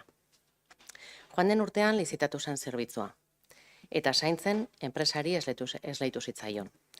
Kontratua arauten duen baldintza agiren arabera, bi luzapen ezar daiteke, bata bestea segidan, bakoitza urtekoa. 2022ko irailaren 6an bukatzen da kontratua. Gaur egun, kontratatutako enpresa, zaintzen esea da, eta dagokion plegoan jasotako baldintzen arabera ari da zerbitzua ematen, zerbitzuaren balorazioa egoki izaki. Azaldutako ikusita, Hondarribiko udalerrian etxez-etxeko laguntza zerbitzu emateko zaintzen enpresari sinatutako kontratua luzatzeko izapideak hastea proposatzen da. Lizitazioaren zenbatekoa kontuan hartuta, kontratazio organoa osoko bilkura da. Eta horregatik gaur udalbatza hontara proposamena ekartzen dugu bozketarako. Eskerrik asko. Eskerrik asko, bai interbentziorik egin nahi baldin bada, bai hor. Bai, gure zerbitzua da, hau ere ez, ulertu dudanagatik, udalaren zerbitzua da, herritarrei eskaintzen zaiena, eta zerbitzu hau ere azpikontratazio bitartez ematen dena. Gaur, garbitzaileak izan ditugu hemen, baina atera da baitare etxez-etxeko laguntza zerbitzuaren azpikontratazio egoera. Eta zerbitzu propio bezala, eta balioan jartzen du udal gobernuak gure zerbitzua dela, eta gu ere ados gaude. Zerbitzu propioa dugu, eta zerbitzu propio eta estrukturala denean, eta gainera denborarekin, gero eta beharrezkoagoa izango dena, gizartearen adin maila gora dijoan einean, gero eta ordu gehiago beharko dira, zerbitzu hau indartu egin beharko dugu, eta beraz, ulertzen dugu langile propioekin eskaini beharreko zerbitzu bat dela. Lehen aipatu ditugun arazo guztiak, eta Txisunek aipatu du garbitzaileak hemen zirela, garbitzaileen kontratazioa edo azpikontratazioa, ez dakit 30 urtetik gorakoa edo baden, zerbitzu honen ere azpikontratazioa urte, ez da, zaintzen enpresa hemen dagoenetik eta aurreko urtean esleitu zenetik, atzeragotik ere badator. Gauza da nola egiten dugun aurrera. Eta hemen proposatzen dena da kontratuaren berritze bat. Ahotsan hitzetik behin eta berriro esaten dugu, azpikontratazio ereduarekin ez gaudela ados, baldin eta zerbitzu hori estrukturala eta beharrezkoa dugun. Gurea propioa dugun zerbitzu bezala kontsideratzen badugu. Gauza tekniko berezietarako eta beharrezkoak diren zenbait kasu puntualetarako azpikontratazioa egitea ulertzekoa da, baina ez da ulertzekoa gureak diren zerbitzu propioetaz ari garenean. Eta kasualki, etxez-etxeko laguntza zerbitzuan jarduten duten langileak ere kolektibo feminizatuak dira. Lehen hemen izan ditugun garbitzaileak bezala, etxez-etxeko laguntza zerbitzuan jarduten duten langile ia guztiak emakumezkoak dira. Eta azpikontratazioaren bitartez, lehendik izan ziren arazo berberak ziurrenik piztuko dira etorkizunera begira ere. Ziklikoa delako, eta lehen ikusi dugu garbitzaileekin eduki dugun eztabaidan, Txisunek ere aipatu du, lehendik ere gatazkak izan zirela, bideratu zirela, orain berriro gatazkan daude, etxez-etxeko laguntza zerbitzuko langileak ere gatazkan izan genituen duela pare bat urte, ez banago oker, edo 3, baina guk, udal bezala, eredu berdinari eusten diogu. Eta ziklikoak diren arazoetan jardungo dugu. Zerbitzua beraz, ezinbestekoa dela deritzogu, propioa, indartu beharrekoa gainera, etorkizunera begira, baina eredua ez dugu gustuko. Proposamen bat jarri nahi genuen mahai gainean. Guk berritze honi abstentzioa emateko prest geundeke, baldin eta datorren urterako errebizioari begira jarriko balitz mahai gainean ikerketa bat non zerbitzu propioa egitearen abantailak eta desabantailak mahai gainean jartzerako konpromiso hartuko balu gobernu talde honek. Izan ere, ziur gaude, azterketa tekniko bat egin ezkero, zerbitzua kalitate hobeagoan eskaini daitekela eta langileak baldintza hobean egon daitezkela, propio dugun zerbitzu eta langilegoa baldin badaukagu. Kontraste hori egiten ez duen txostenik ez dagoen bitartean edo ezin dugu ontzat eman gaur hemen planteatzen den azpikontratazio honen luzatze bat. Baina, abstenituko ginateke, etorkizunera begira ereduan konpromisoa egongo balitz, aztertzeko hasikiera zeintzuk diren abantailak eta desabantailak. Mila esker. Eskerrik asko Igor, beste interbentziorik. ¿Es?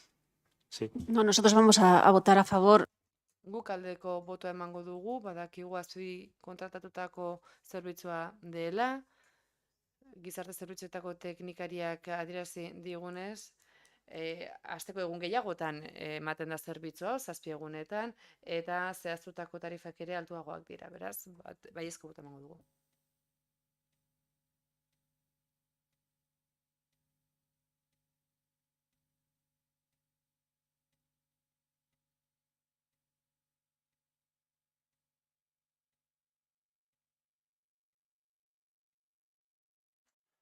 Orduan, ekarri den proposamena bozkatzearekin diogu, eta etxez-etxeko laguntza zerbitzu kontratua luzatzeko proposamenari bai. Barkatu, ez da erantzungo mahai gainean jarri den aukerari. Ez erantzun bakarrik, zikera erantzun proposamen bat zen, eta Oso ondo iruditzen zait, proposamenak egitea, baina nik uste dut hori aldez aurretik ere landu daiteken zerbait ere badela, eta agian elkarrekin landuta finkatu noiz izan daiteken, noiz ez, gobernu talde honek hartzen duen konpromisoa datorren urtean, ondo dakigunez, ez dakigun nolako izango den gobernu taldea eta konpromiso hori jartzia ere mai gainean konsideratu beharko litzateke, zergatik abstentzioa eta zergatik ez baiezkoa, horiek konsideratu beharko litzateke. Eta, hola, bertsolaria bapatean aritzen dira oso ondo, minon beste batzui desente kostatzen zaigu. Eta batez ere, diskurso nagusia modu batekoa izan da, nik aurrera pausutzat ematen dut. Nire iritzia da, eta aurrera pausutzat ematen dut, baina uste dut, helduago izan beharko luken proposamen batekin. Ez heldua zuen aldetik, baizik eta zera, hitz egindakoa eta landutakoa. Nahikoa da erantzun modura? ez da izni bereziki azkarra den horietakoa, aitortzen dut, baina aitortu beharrekoa da, ez dela lehenengo aldia horrelako planteamendua jartzen duguna mahai gainean, azpikontratazioaren ereduak aztertu beharko liratekela, eta ez baldin bada gaur erantzunik erantzuna eman da, baina proposamenari aldekotasunik eman nahi, ulertzen dugu baita ere, eta horrela utziko dugu. Mila esker. Ez, nik horregatik idatzi dut. Iruditzen zaidalako landu daiteken kontua dela, eta landu beharreko kontua izango dela, esate baterako kontratuaren iraungitzea hurbildu ala. Bereziki ez da aurten orain bukatuko. Bai, horregatik. Beraz, proposamenaren alde, kontra, beraz, onartua.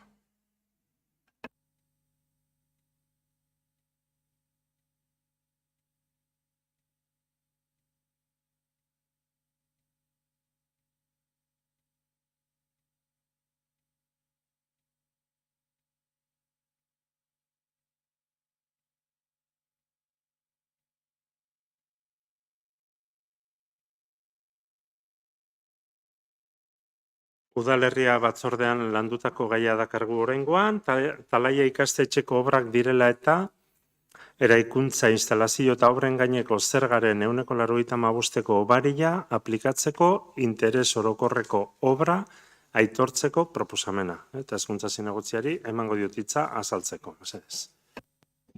Bai, eskerrik asko, alkate, arratsaldeon guztioi. Talaia ikastetxeko B-solairua birgaitzeko proiektu aurkeztu zen udaletxean, obra horiek egiteko dagokion udal lizentzia eman zedin. Obra lizentziakin batera, eraikuntza eta obren gaineko zergaren obariak arautzen dituen indarreko ordenantzaren 18. artikuluan xedatutakoa eskatzen dute. Hau da, 185ko obaria aplikatzea, eta interes edo erabilgarritasun bereziko obra deklaratzea. Ikastetxe publikoan egin beharreko obrak direnez, osoko bilkuran erabaki behar da. Udalerria batzordean landu genuen bezala, Talaia ikastetxeko obrak direla eta eraikuntza, instalazioa eta obren gaineko zergaren 185ko obaria aplikatzeko interes orokorreko obra aitortzeko proposamena da oraingoan bozkatuko duguna. Eskerrik asko. Bai, interbentziorik? Ez. Beraz, egiten den interes orokorreko obra aitortzeko proposamenaren alde, onartua.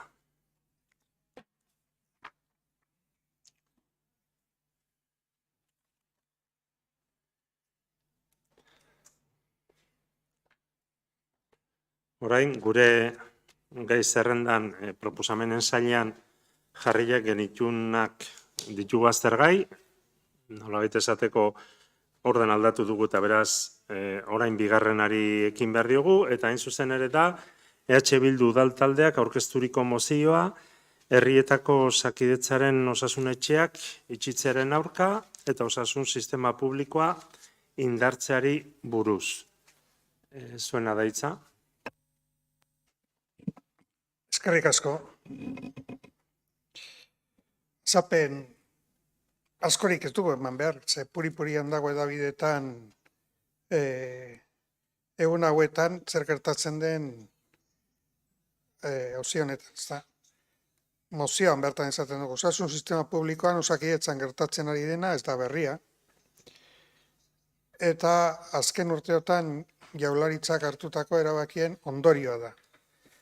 Etenik gabeko arreta guneak, PAK delakoak itxi dira eta ordutegiak murriztu dira. Osasun etxeetan izugarrizko profesional gabezia dago. Niri neroni gertatu izan zaite eskatzea behar izana medikura joateko eta ematen zidaten 12 egunetara. Eta itzordua telefonikoa izan zenean eta eman zidatenean ja gaindituta neukan zeran ere gaitza. Bueno, kontua da profesional batek gainerakoen agenda bete behar izaten dituela edo egunerokotasunean 45 konsulta izaten dituela kasunetan. Egoera horretan ezinezkoa da, pazientei kalitatezko arreta bermatzea. Hainbat eta hainbat osasun etxetan bizitza oso izandako zerbitzuak ixten edo murrizten ari dira. Konsulta presentziala lortzea, lehen esan du, lortzea gero eta zailagoa da, atzerapenak ari dira, kasu honetan adinekoak sufritzen ari dira gehien, eta osasun sustapena bertan bera geratzea, joan da eta ez da behar bezala garatu. Arrazoi gehiago eman zitezken, guk eskatzen duguna oroar da bat, Jaurlaritzari eskatzen dio udalbatzak. Urte osoan zehar, uda sasoian barne, herri honetako osasun sistema publikoa eskatzen dituen zerbitzuak bermatu ditzala. Bi, Jaurlaritzari eskatzen dio lehentasunez mediko egoliarren kontratazio eredua aldatu dezala. Kontratu egonkorrak eta lehen arretan euren garapen profesionalerako ibilbidea ahalbidetuko dutena bermatuz. Halaber, gainerako osasun profesionalen kontratazio baldintzak hobetzeko xedearekin aztertzea Osakidetzan kontratazio irizpideak aldatzea. Beti ere egonkortasuna eta garapen profesionala sustatuz. Horrela, Osakidetza erakargarriago bilakatzeko eta indartzeko. Eta hirugarrena, Jaurlaritzari eskatzen dio, lehen arretako eskaintzen duten mediko erizain eta gainerako osasun profesional kopurua handitu dezala. Disiplina anitzeko lantaldeak sortuz, nun beste profil profesional batzuk txertatuko diren ala nola, geriatrak eta fisioterapeutak. Hori da eskatzen duguna. Bai, interbentzioak. Zakin nahi duzuen ordenean. Bai, Maria, nahi baldin baduzu, ondo irutzen baldin bazaizu. Eskerrik asko. Bueno, ez dago zalantzarik azkeneko 2 urtetan jasan dugun pandemiak erakutsi digula zein garrantzitsua den osasun sistema sendo bat izatea. Eta azkeneko urteak ez direla erraxak izan, hori ez da berria. Eta gaur egungo egoera saltzeko osasun agintariok diotenez, hainbat arrazo daude. Adibidez, alde batetik, hainbat perfil profesionalen falta sumatu egiten da. Gizartearen sartzea ere gertatzen ari da, eta bestetik gaixotasun kronikoak ere handitu dira. Ezaguna da ere familia medikuen gabezia dagoela, Osakidetzako zerrendetan ez daude, gaur egun ez da ere ez Euskadin edo estatu mailan ez da ere arazo orokorra dela aitortu egin da. Eta gero, zuzenean proposatu dituzuen 3 eskaera hoien inguruan, gu ez gaude ados gutxienez idatzi edo formulatu diren moduan. Adibidez, lehenengo kasuan Osakidetzari eskatzen zaio udaran zerbitzua bermatzea eta Osakidetzak adierazi du Hondarribiko anbulategian arreta bermatuta egongo dela udaran zehar, goizeko 8:00 arratsaldeko 5:00 eta ordutegi horretatik aparte, Osibidasoa osatzen duten beste zentroetan eskainiko da larrialdiak atenditzeko zerbitzua, orain arte bezala. Bigarren eskaera, beste modu batean ere esango genuke, lehen mailako adibidez, lehen mailako arretari dagokionez, plaza hutsen eskaintzari eusteko eta zabaltzeko estaldura indartzen jarraitzea. Horrela eskatuko genioke Jaurlaritzari eta azkeneko puntuari dagokionez, lehen mailako arretako estrategian aurreikusitako profil profesionala berriak implementatzea eta osasunaren zaintza integrala hobetzen jarraitzea eskatuko genioke. Beraz,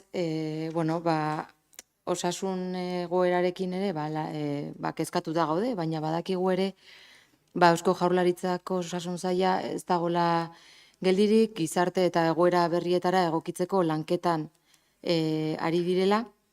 Eta egia da bestetan beste mozio alternatibo bat aurkeztu dugu, baina oraingoan emandako arrazoiengatik ez gaudelako ados idatzitako testuarekin bere enean, Google taldearen bozkak kontrakoa izango da. Bai, beste interbentziorik. Bai, eskerrik asko.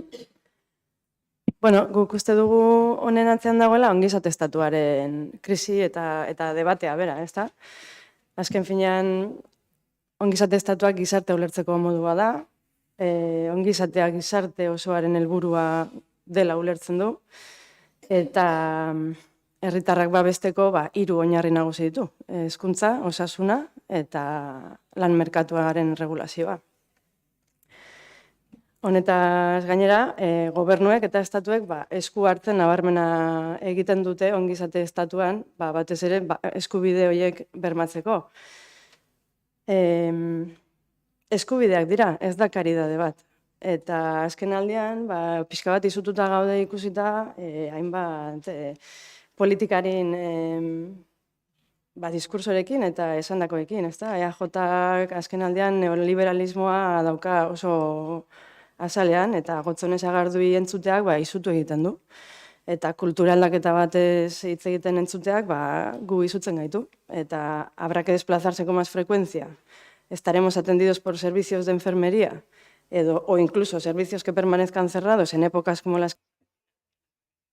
Oporretan nahi bidez, itxita egongo du. Gainera, gurean, Bidasoa Ospitaliko kirofanoen proiektuaren desmantelizazioa eta privatizazioa politika honen barruan dago, hor egokitzen da, eta beste erakusle bat da. Osasun Bidasoa plataformak eta herritarrek, hau da, profesionalek eta erabiltzaileek egin duten lanari esker, erakutsi da ez dela, behintzat ez dugula erraz jarriko, eta berriz ere plataforma aipatuz, esan nahiko genuke kaleratu dituzten datuak eskualderako larriak direla. Eskualdean 59 mediku, famili eta 50 erizainek egiten dute lan. Eta bakoitzak 1550 herritar hartatzen ditu. Eta hori ez da bermatzea osasun sistema egoki bat. Orduan, mozioaren alde egingo dugu, noski, lehen arreta zerbitzua egokia emateko bitartekoak eta azpiegiturak egin behar direlako handitu, berritu eta hobetu. Mila esker. Eskerrik asko, bai, zuen aldetik, ez. Orduan, EH Bildu udaltaldeak aurkezturiko mozioaren aldeko botoak, kontrako botoak, ez da onartu.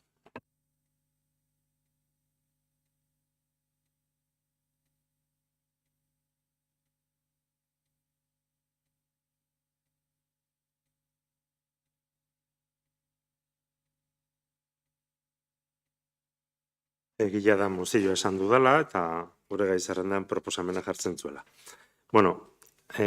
Gaur onartu dugun gai zerrendan urrengo gaia dugu PSE udaltaldeak aurkezturiko mozioa kirolkaietako amarrak arautzeko beharraz. Zuena gaitza, Josu, Noemi. Mos motxa. A ber, hemen, lehenbizi azpimarratu izan gendun, hau da, testoa aldatu egin dugula, bi gauze, bialdu dugu. Eta horren inguruan, saiatuko naiz, azterketa txiki bat egin, eta gure iritzia ondo jasotzen. La proposición o la moción que nos... Guk aurkezten dugun proposamen honetan aldaketa txiki bat egin dugu. Ez da jatorriz aurkeztu genuena, eta bi kontutxo aldatu ditugu. Gero ere azalduko dute, helarazi dizuegu. Eta legezkoa ez den proposamen baten harira datorra EH Bilduko aurkeztu zuen legebiltzarrean, eta badago PNL bat, alderdi nazionalistak eta sozialistak onetsi zutena, eta honek zerikusia zuen kirol portuekin eta udalaren eta elkarteen arteko harremanaren inguruan, ez da? Kasu honetan arrantza portuaz ere hitz egingo genuke. Eta aurkeztu zena zen akordio bat edo dokumentu bat, zeinetan ardatz oinarrizko batzuk daude, bi. Bata, bada udaleko portuei dagokienez sortuko litzatekela portuen kontseilu bat, Hondarribikoa kasu honetan guri baitakokigu, eta oinarri izango litzateke 4. artikulua. Kirol portuen Euskal Legearen 4. artikula. Zera dio? Erakundeen eta gizartearen parte hartzea. Portuetan partaidetza hori kontsulta organoen eta partaidetza organoen bidez eramango da. Sortuko dira, berariaz, portuko udal kontseilu izenarekin. Portuko administrazioaren eta udal administrazioaren arteko harremana arautuko da, horrela portuak dituzten udaletan. Aholkularitza, kontsulta eta eztabaidarako erakundeak dira. EAEko administrazioaren eskumenak betez eta haren akordioak ez dira lotesleak izango. Hurrengo puntuan, zera dio administrazioez gain, sektore ekonomikoek, profesionalek eta sozialek ere parte hartu ahal izango dute baldin eta portuen sektorean esku hartzen badute. Hori da 4. artikulua, bere garaian onetsi zena. Eta honekin pixka bat josi egiten da, guri dagokiguna Hondarribian, bada arrantza portua, baita ere aisialdirakoa, eta kontseilu hori da proposatzen den funtsesko erakunde hori. Eta hori 4. artikuluan dago. Eta egia da, azken batean partaidetzaz ari garela, eragileen partaidetzaz, eta edosten gaietan, adibidez, plan orokorra egiten denean, kofradia beti du ordezkaritza bat, ez da, kofradia delako. Eta honekin, egiten duguna da, pixka bat zorrotzago jokatzea edo pixka bat gehiago sakontzea partaidetza honetan. Gauzak aurrera atera daitezen. Eta gainera, PNL horretan, eskatzen zaio, Eusko Jaurlaritzari aisialdiko nautikan ezarritakoa bete dezan eta egokitu dezan gaur egun portuetan gertatzen dena jasotzeko. Araudi berriaren arabera ezarri beharko lirateke portuen kudeaketarako oinarriak eta bete egin beharko lirateke lege printzipioak eta abar. Horiek dira bi ardatzak. PNL-an jasota daudenak. Egia da, paperean edo zer jar daitekela, ez da? Eta desberdintzen den gauza bakarra da politika, interpretazioa, ez da? Titularra, ez da? Horixe, interpretazioa. Eta hemen nolabait gure aldetik garrantzitsua izango litzateke akordio batera iristea eta ematen du ez dela posible izan. Ez da posible izan politikagatik, interpretazioagatik, eta hori da hemen daukagun funtsezko gaia. Egia da, bigarren zatian esaten dela, ez, norabait existitzen da, baina hau guztia, batez ere gertatzen da, kezkagarria delako guretzat aplikazioa. gainean dugulako gatazka. Eta, adibidez, Moiako portuan lehenengo esleipena egin zenean, 2017koaz ari naiz, Eta elegite bat egin zen, esanez, araudi horrek etzuela balio, 2018an legea onetsiko zelako eta etzen jaramonik egin, eta 2017ko akordioa egin zen, eta horrela iritsi gara gatazkara. Ez nuke sartu nahiko kasuistika honetan. Eta akordio bat baldin badago eta araudi bat ezartzeko beharra egongo balitz, nik zera esaten dut, egin dezagun 2018ko legean oinarrituz, ez 2017koan. Adibidez, plentziaren gaia ateratzen denean, zer esaten da? Esaten da, araudi batzuk ezarri behar direla, Moianen kasuan bezala, eta orduan legea atera zuen lurralde politikako departamentuak. Une hartan, ez zegoelako 2018ko legea, eta ark ematen dio boterea kirol portuari kasu honetan. Eta 2017koan oinarritzen da. Oraindik ere, erabiltzen da 2017koa 2018ko legea egonda. Eta guk horri dei egiten diogu. Loturei dagokienez, eta gauza bera esaten da 2017ko urriaren 14ko aginduan ere. Duela astebete kirol portuak ateratakoa 2017ko araudian oinarritzen da, 2018ko legea egonda, eta guk zera esaten dugu. Euskadiko portuan legea baldin badugu 2018koa, bete dezagun ura eta egin dezagun araudi bat ura jarraituz, 2018koa jarraituz. Eta 2017koaren arira edo handik balio duena erabilita. Eta bi irizpide horietan oinarrituz egiten dugu gure proposamena. Nik ez dut adieraziko zer kasuistika ezarri behar dugun. Ezartzen denean, baitugulako referentzia badenek egin dezaketela, eta baina hemen dauden kasuistika gure iritziz badira erabilera eta ohitura, bizitza guztien erabili izan dena. Beste moduak zaudenean, ezta? Eta horrez nahi sartuko. Baina guk zera proposatzen dugu, lehenik eta behin Hondarribian portuko udal kontseilua sortzea. Bigarrenik, loturen araudi berria prestatzea, eragileekin eta Eusko Jaurlaritzarekin batera, behintzat kontsulta eginez. Hirugarrenik, Euskal Kirol Portuari eskatzea, bertan behera uztea, lizitazioak ez badira, edo ez bada betetzen 2018an 2018ko legan oinarritutako araudia.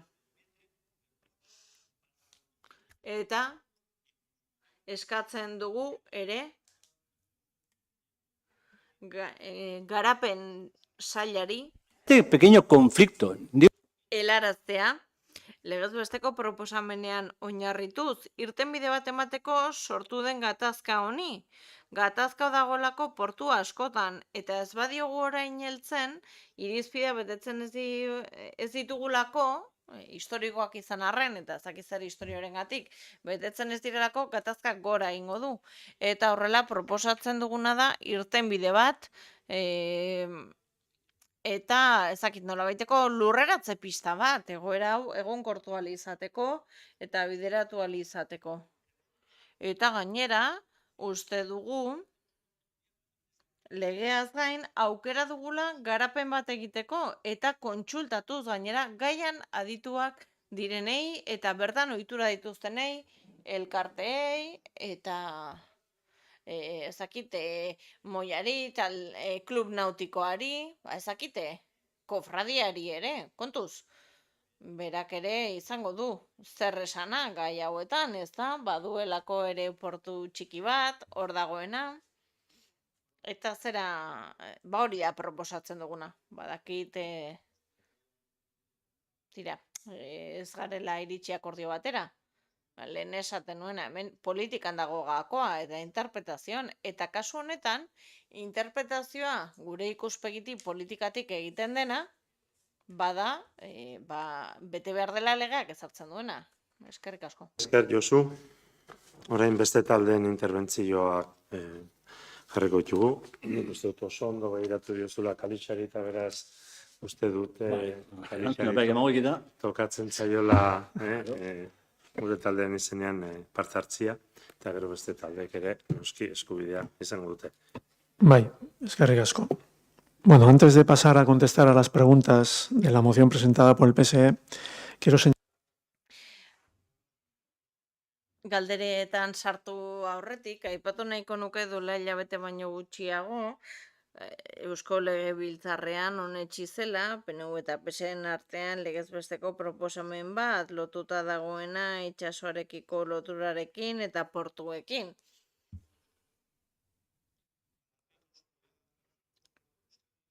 Euskadin portuen tradizio luzea izan dugu eta horrek bere eragina izan du.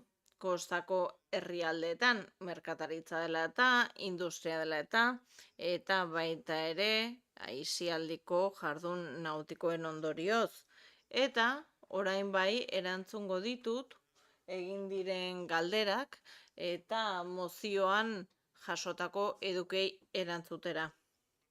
Ados gaude, beharrezkoa dela kontseilu hori sortzea, portuen legeak hala jasotzen du, eta azken urteotan kontseilu hori existitu ez den arren, egon da harreman jariokor bat, Euskal Kirol Portuak, Eusko Jaurlaritza, udal erakunde, eta elkarte eta kluben artean aldian behin egin dira bilerak, bigarrenik eskatzen da, ere Eusko Jaurlaritzarekin batera araudi berri bat egitea eta bermatzea partaidetza esku hartzen duten eragileentzat eta barrentzat badago 2017ko araudia aipatu duzun bezala eta gure iritziz egokia da egokitzea araudi hau gaur egungo egoeretara eta beharretara. Batzuk aipatu dituzu, baina badago ere gero eta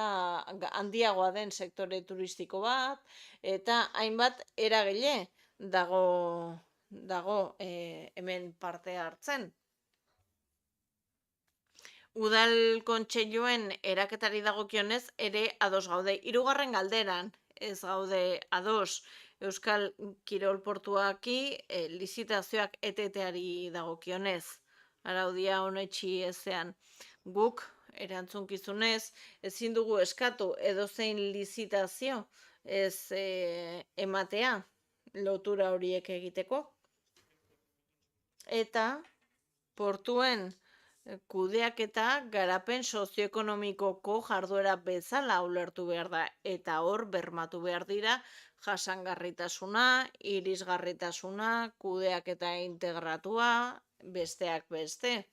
Hau da, irizpide horiek bete behar dira instalazioan errealitate multifuntzionalari erantzunez, aktibo publikoak direla aintzat hartuz eta azken urte hauetan ikasitako guztia kontuan hartuz, kasuistika osoa kontuan hartuz. Hirugarren kasu horrekin edo hirugarren eskakizun horrekin ados ez gaudelako mozioaren aurka bozkatuko dugu. Eskerrik asko. Eskerrik asko, beste interbentziorik, bai, Igor. Bai, mila esker. Bueno, egia esan, gure taldean udal kompetentziako ez den gai hau harrapatu gaitu pixka bat kontsultak egin beharrean, aitortu beharra daukat.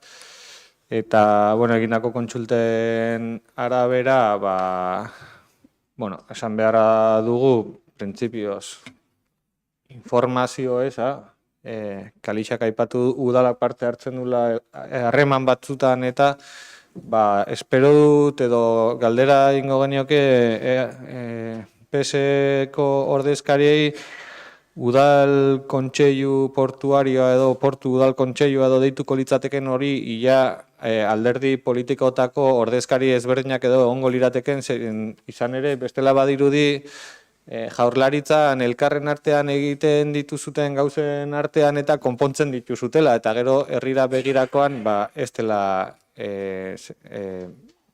iristen nolabait eta gu behintzat ikasteko eta jakiteko gogo biziz beti adierazi izan dugu gaudela eta gustuz jasoko genuke horrelako kontseilu bat sortuko balitz, beti ere parte hartuko balute eragileek alderdi politiko udala osatzen dugun alderdi politikoetako ordezkari guztiek jaurlaritzak eta eragina duten edo zein eragilek. Badirudi hemen puntu konfliktiboa hirugarrena dela. Amarren edo lizitazioari dagokiona. Eta ez dut ulertzen oso ongi zein den ez bozkatzeko gai horrek sortu dezakeen konfliktoa nolabait. Argi dagona da, hemendik eta hauteskundeak arte edo, naiz eta 2018ko legedi bat izan, ez dela lizitaziorik gertatuko Euskal Kirol Portuen aldetik, zeren nabaria dena da, eta jaurlaritzan ez dakit nola emango zen debate hori, baina nabaria dena da, hor gatazka bat badagoela, erabiltzaile, eta nolabait araudia egin duten horien artean.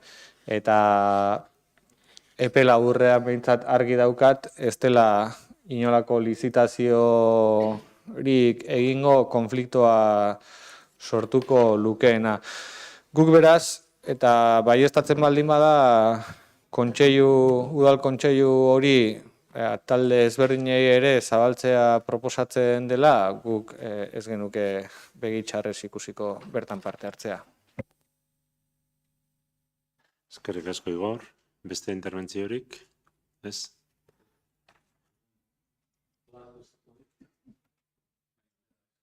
Bai. A ver, Igor, yo no te puedo garantizar nada. Nik ezin dizut ezer bermatu. Igor, argi esango dizut, izan ere, azkenean araudia idatzi duenak, araudiak berak esaten du hau kontsulta organo bat dela. Ez da erabakigarria den organo bat, eta esaten du, sortuko balitz organo hori, mahai hori, kontsultarako izango litzateke, eta hor badaukagu presentziarik, hor parte hartu dezakegu. Ezin dizut bermatu, ordezkaritza hori izango zenukeenik, izan ere araudiaren baitako izan beharko litzateke, pentsatzen dut araudia idazten denean aurkeztuko dela, bertako herri ezberdinetara, haiek zirriborra izango dute, eta haietan iritzia eman ahalko da, eta guk zirriborri hori eskuan izanik, behar bada iritzia eman ahalko izango dugu.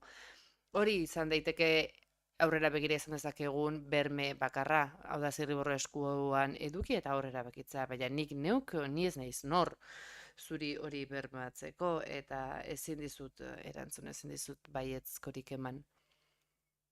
Baina, hor udaletxeak zer esana izango duela badakigu, eta bertan ordezkaritza egongo dela, portuetako ordezkaritza egongo dela ere, argi dago. Erantzun bana iron diomen Galicia, pero si es posible, ¿no? Bai, ez. Bai. Soilik, errespetatuaz zuena den proposamena izanik, ulertzen dugu zuek egiten duzuten proposamen horretan oinarri bat badagola. Eta gaur zuen mozioari gera aztertzen edo eztabaidatzen udalbatza honetan herriari dagokiona eta guk errespetatuko genuke zein den zuek kontseilu hori egikaritzeko garaian egiten duzuten proposamena eta ulertu nahi nuke zuen gatik balitz behintzat udal talde desberdinak parte hartzeko aukera jorratuko zenuketela. Horretaz gain, legedia bera ere, jaurlaritzako legedi hori bera ere, pentsatzen dut zuen eta zuen artean adostutako legedi bat ere badela, ez dakit hemen dagoen beste talderik ere ontzat eman duen, baina zuek eta zuen artean adostutako legedi badela, eta ordan badaukazutela non zehaztapen horietan kontseilu horretan guztion parte hartzea bermatzeko eskaera egiteko aukerarik.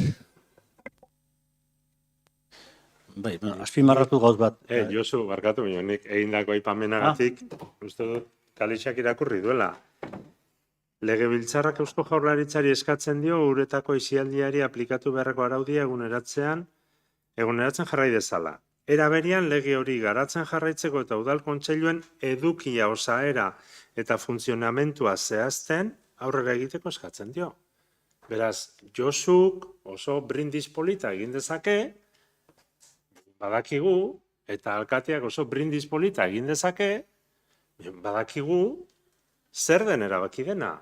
Horrek esan nahi du gai honek ez duela interesik udalarentzat? Ez noski, eta nik uste dut horrelako gainera organo aholku emaile batean parte hartzearena beri bidezkoa bakarrik ez, zentzu osoko iduritzen zait. Baina deklarazio modura, balio baldin badu. Hortik aurrera... Bai, egorrentza azpimarratu. Eta gaina, nik uste diat, xabi testiguek. Ez? Hau, debate hori izanean parlamentuan legata zanen, gure latikan, hau da, gure guekin zeon bat, kaso honetan, Jon, azkoen kaso honetan, artikulo sartu ban, hortarako. Porque ikuste zalako, zenbait herritan, udaletxeak eta zenbait erukunde, kofradiak eta besteak, zehola, sakamenta bat, orduan, horreri erantzun baten bateko artikulu hau sartuta zeok. Hortarako. Osea, herriabeak, udaletxeak hartu dezala aparte, kaso ditan, hortarako. Eta gero erantzuna, Kalixari, a ver, Kalixa, ik esaten dek, estáis de acuerdo en el punto 2, la elaboración de un... Bigarren puntuarekin ados zaudea, 10 dagokionez, eta bertako kontseilu ere dagokez, baina gero, diozu, nolabait, zuk ezin diozula inorri esan hori geldiarazteko, da, esaten baduzu batetik araudi berria behar baldin badugu 10etarako edo loturetarako, ulertzen dugu bigarren aldean, nik ez dio jada lizitatuetako kasuetan. Kasu honetan, ondarribi zari naiz, lizitaziorik ez da atera oraindiko ondarribian. Eta beraz, bigarren puntuan ados bazaude 10 puntuarekin, hirugarrenera ados egon beharko zenduke. Izan ere, behin araudia garatzen denean, ez duzu bai, baina laugarrenarekin ez nago ados, horrek geldiarazi egingo lukela. Nik ez dut geldiaretzerik inongo puntuan aipatu. Eta are gutxiago ondarribiako kasuan ez daukagulako horretarako atera biderik.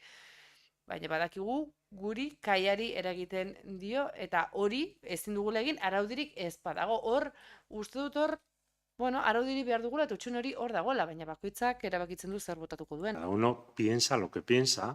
Eta bakoitzak erabakitzen du, pentsatzen du moduen, eta horren arabera botatuko. Botoa ematia besterik ez dela.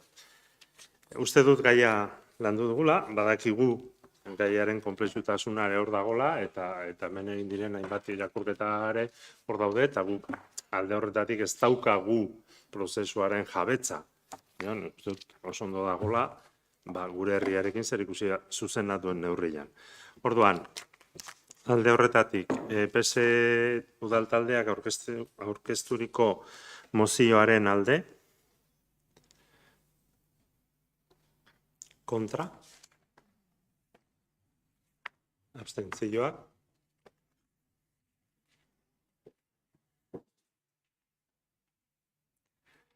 beraz, ez da onartu.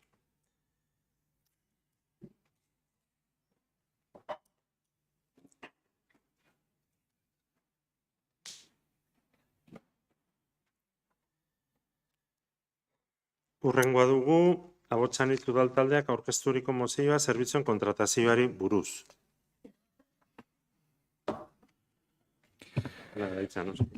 Bai, nik ingo duela motx-motx, gai honi buruz gaur uste luze jardun dugula, eta soilik aipatu zerbitzuen kontratazioa edo azpi kontratazioarekin herri honetan gertatzen diren hainbat irregulartasun direla medio, eta egin dugun mozioan jasotzen ditugula irregulartasun horien zerrenda bat, bai kontu hartzaile txostenak izan ditugu gaur ere aipagai, eta horiei nolabait alkate dekretuz erantzuten zaion gaiak edo dekretuak eduki ditugu gaur eztabaidagai, orduan, soilik aipatu baditugula zenbait kontratazio 2007 edo 2009tik eta bar,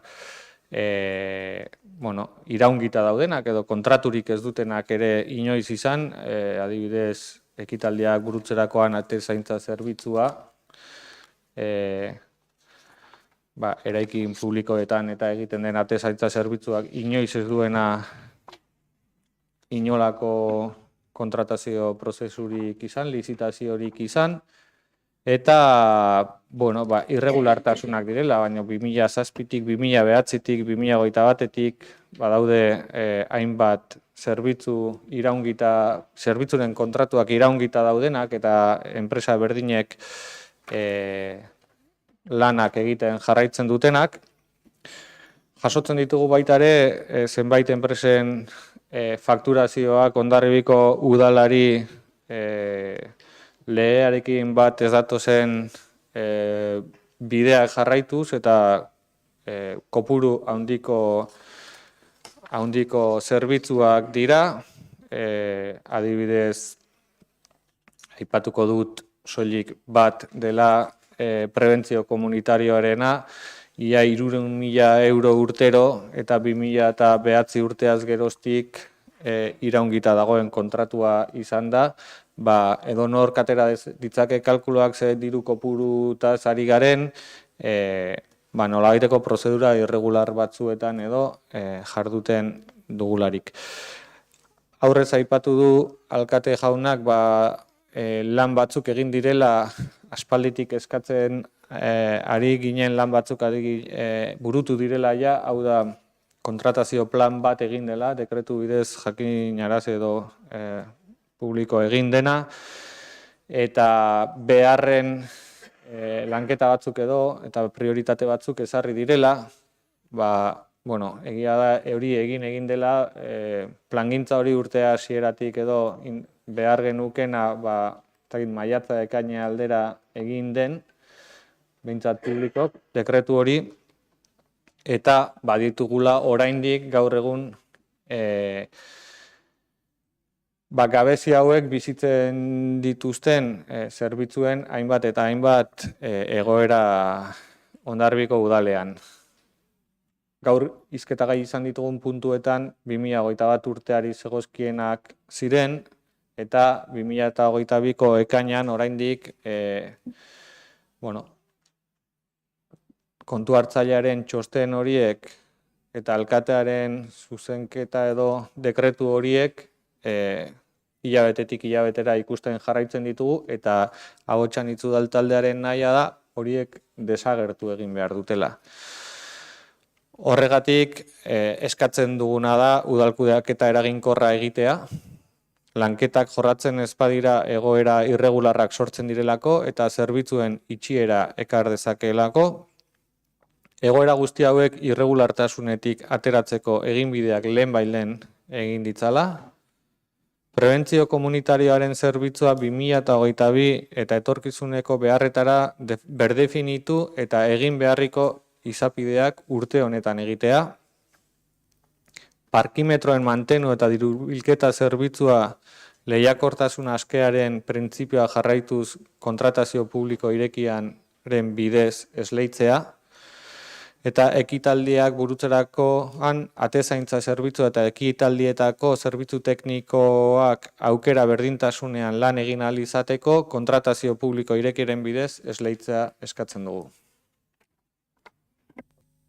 Eskerrik asko. Orduan gure aldetik egia da gaialen aipatu dugula, berriz aipatzeak nik uste dut duen ajolagatik ez dula sobran egon behar. Aipatu dugu, egia da, kontratazio plana badugu. Kostaintzaigu, badugu.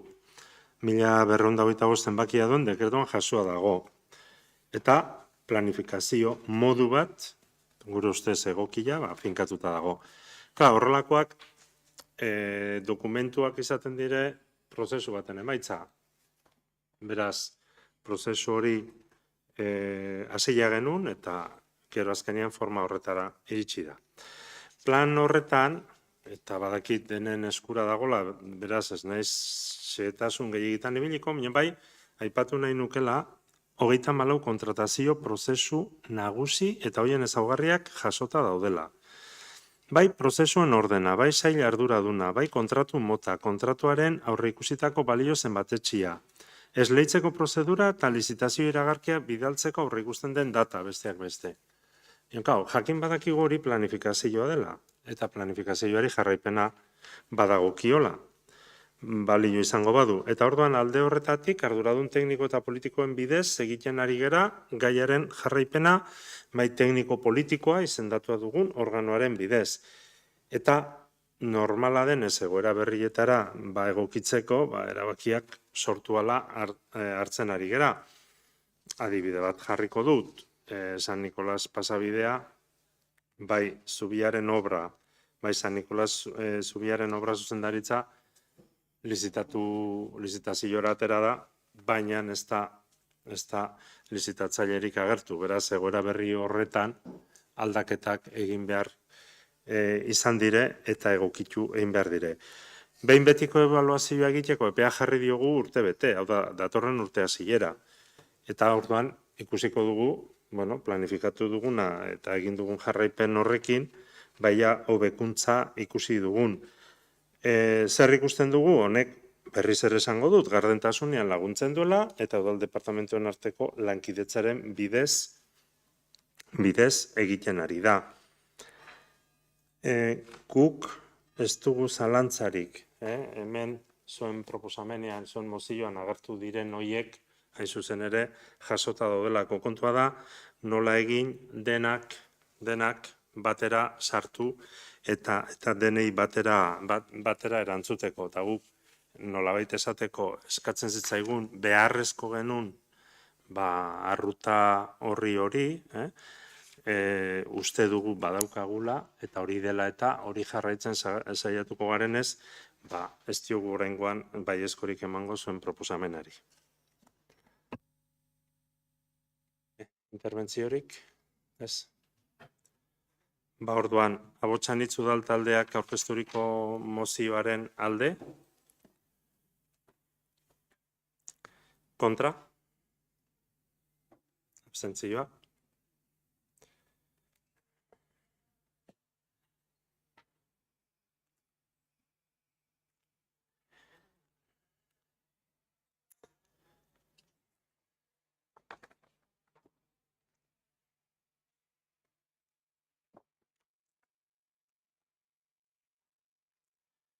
Horrengo mozioare Abotxanitz udal taldeak aurkeztua da, Arkoila auzoko saneamendu lanak burutzeko. Bai, arratsaldeon, eskerrik asko. Apirilak 28an ospatutako ohiko udalbatzan Arkoila auzoko 2 ordezkari hartu zuten parte eta bertan beraien auzoko infrastruktura beharrak aurkeztu zizkiguten. Haien artean, saneamendu sarerik eza, oinezkoentzako espaloi edo nasarik eza, eta gutxieneko argiztapen publikoa. Hauei aurre egiteko 2 eskari zuzen egin zituzten, lehenengoa eta irakurriko dut, egun honetatik aurrera Arkoila auzoan eta landa ingurunean beharrezkoak diren azpiegitura obrak egitea, saneamenduarekin, argiteriarekin, bideen egoerarekin eta zaborrekin lotuta. Eta bigarrena, horretarako udalak eta auzo elkarteak lan batzorde bat eratuko dute berehala, aurreko akordioa abian jartzeko. Lehen puntuak ez zuen ordezkarien gehiengorik jaso, eta bigarren puntua onartu zen. Honela, Hondarribiko udaleko udalbatzak aho batez adostu zuen udalaren eta auzo elkartearen artean lan batzorde bat osatzea auzoaren hobekuntza beharra lantzeko. Dugun araudiaren arabera, 1997an indarrean jarritako arau subsidiarioak Arkoia auzoko urbanizazioa eta hiri zerbitzuko azpiegiturak jorratzeko lan batzordea sortu beharko da.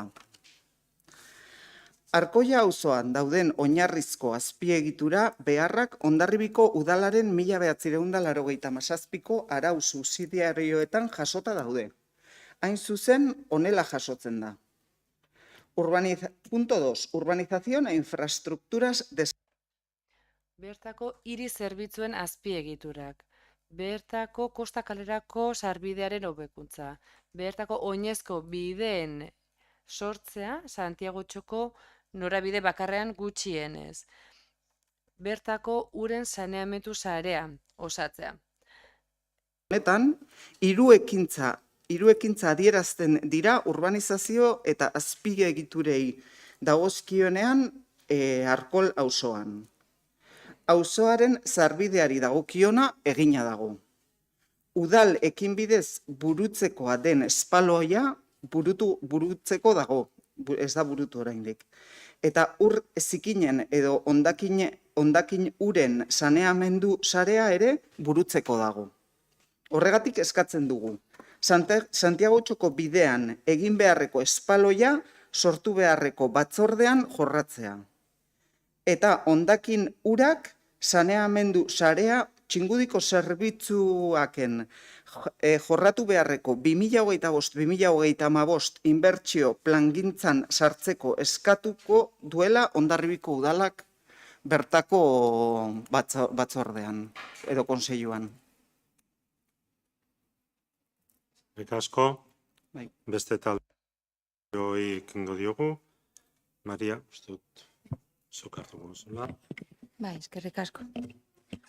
Bueno, azkeneko udalbatzan onartu genuena izan zen, batzorde edo lan batzorde bat osatzea, eta batzorde bezala ez dugu osatu, baina egia da, ezkerrestik 2 bilera egin ditugula.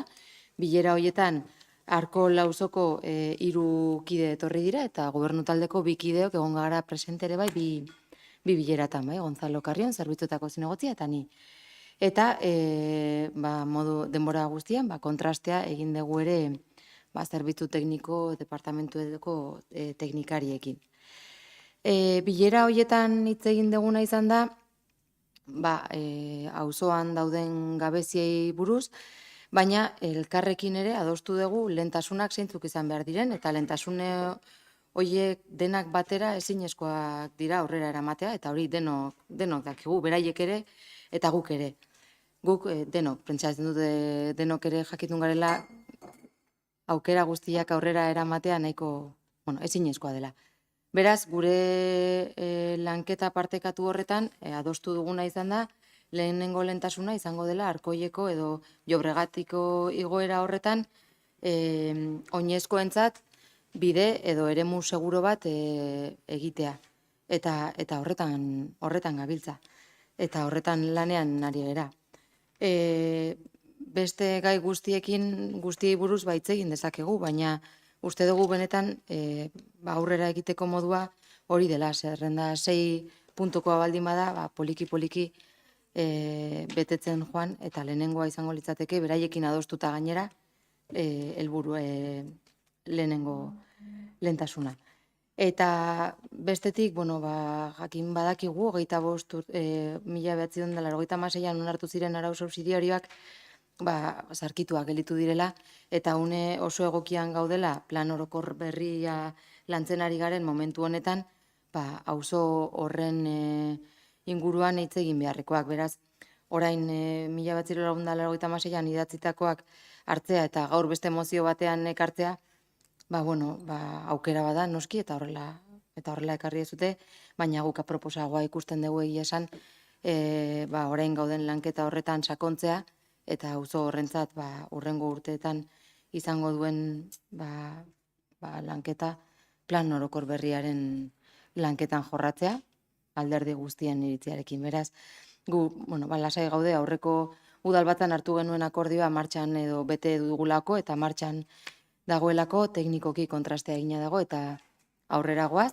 Beraz, guk omen eskatzen denarekin ez gatoz bat eta ez diogu baiezko bozka emango. Eskerrik asko. Bai, beste taldeen aldetik. Noemi. Sí, nosotros sí quedamos. Guk bai, bozkari baiezko boto emango diogu, besterik gabe gogoratu nahi dugu, kreditu aldaketan partida bat txestatu genuena, 25.000 euroko aldaketa bat, bertako auzoari eman diezaiokegun erantzuna zein izan daitekeen aztertzeko. Aldetik ez. Orduan, bozkatzeari ekingo diogu, beraz, Abotxanitz udal taldeak aurkezturiko mozioaren alde. Kontra. Ez da onartu.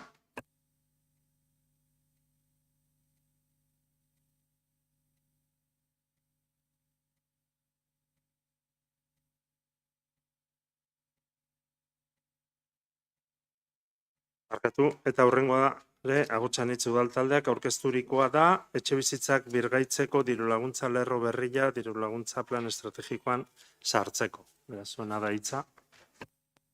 Bai, mila esker. Bueno, museoaren izenburua generikoa da, baina hori ulertzeko kasu konkretu batean zentratuko gara. 2008ko urriaren 9 burutu zen udalerri batzordean, udal arkitektu Andreak Mendelu auzoko Mugondo eraikinetako egoeraren berri eman zigun. Izan ere, 2019an gertatu ziren egoera batzuen ondorioz, beraiek ere jabetu baitziren zeintzen eraikin haien situazioa, ezta. Batzorde hartan, arkitektuak zein batzorde buruak, forjatuetan, balkoi fatxadetan eta hegaletan ez esku hartzeak dakartzan arriskuak jakinarazi zituzten. Bilera horretan, auzokideei laguntzearen beharraz galdegin genuen eta batzorde buruak aditzera eman zuen udalaren asmoa zela konponbidean laguntzea eta horri buruzko aukerak aztertzen ari zirela. Jabekideen borondatetik at dauden hainbat arrazoi izan dira etxe bizitza horien ondatze horien eragileak eta ezin ditugu gaztu. Alde batetik gogoratu beharra dugu Mendelu auzoak urte luzeetan ezin izan duela garatu auzoaren biziberritzerik, aireportuaren proiektua luzatu zelako eta eztabaidak ez zuelako bideratzen inolako esku hartzerik. Behin aireportuaren egoera gaindituta, 2019 urtean Hondarribiko udalak auzoaren biziberritzearen lehen zirriborroa aurkeztu zuen, non auzoaren eraikin multzo esanguratsu bat, tartean Mugondokoak, etxoiek eraitsi eta berriak egitea aurreikusten zen. Honek ere baldintzatu zuen jabeen beraiek eraikinak berritzeko lanak burutu ez izatea. Eta ez dago zuzenean harremanduta, baina orain, azkeneko 2021 bateko abuztuko ezoiko bilkuran erabaki zen Mendelu auzoan planta berriko eraikinei baimenik urtebetez ez ematea. Beraz, ezin da berria eraiki, baina zarra dagoena ere, oso soluzio txarrean dago. Berriki jakin ahal izan dugunez, badago 2020an edifizioi egindako azterketa bat, zeinetan adierazten den, zenbait jabekidek 60.000 eta 110.000 euro arteko inbertsioa burutu beharko luketela, beraien jabetzako eraikinak modu egokian birgaituak izateko. Eta denok dakigu, datuak hor daude, Mugondoko etxe bizitzetan bizi direnen egoera, hau da, adina, oso adin altuko pertsonak direla, badaude sotoak 80-90 urte bitarteko bizilagunak dituztenak, eta pentsa dezakegu, jasotzen dituzten pentsioak, kasu askotan 700 euro ingurukoak ez dietela bideratzen, gastu horiei aurre egiteko inolako egoerarik. Beraz, 2 urte pasa dira, egin behar zituzten hobekuntza horiek egin gabe, eta argi dago egoerak okerrera egin duela. Mozio honen helburua batez ere da egoera berezi hauek guztiak kontutan izatea eta bizilagunen segurtasunean jartzea fokoa. Horregatik, hasieran aipatu dudan batzordean Hondarribiko udalak laguntzeko asmoa adierazi zuenez, EIT-etatik eratorritako edo beste hirigintza arloko teknikariek ondorioztatutako txostenetatik Hondarribiko biztanleentzat eraikinen batek arriskua eragin badezake, Hondarribiko udalak jabekide horiei laguntzeko modua diru laguntza lerro berri bat sortzea litzatekeela pentsatzen dugu. Hau guztia esan da, eskatzen duguna da, lehendabizi, diru laguntza plan estrategikoan diru laguntza lerro berri bat sortzea, bigarrenik, Hondarribiko biztanleentzat egoera arriskutsuan egon daitezken eraikinak birgaitzeko 2 milioi euroko funtsa duen diru laguntza lerroa sortzea, eta hirugarrenik, 2022 urtean zehar diru laguntza hoien lehen deialdia egitea. Mila esker. Bai, zuri. Uste dut denok ados gaudela diagnostikoan. Uste dut horretan ez dugula zalantzarik. Eta hori dela eta, justu joan den ostiralean elkartu ginen, Mugundoko administratzaileekin, edo etorri ziren ordezkariekin. Eta udalak, aipatu den txostena udalak enkargutu zuen, eta aipatu den txosten horretan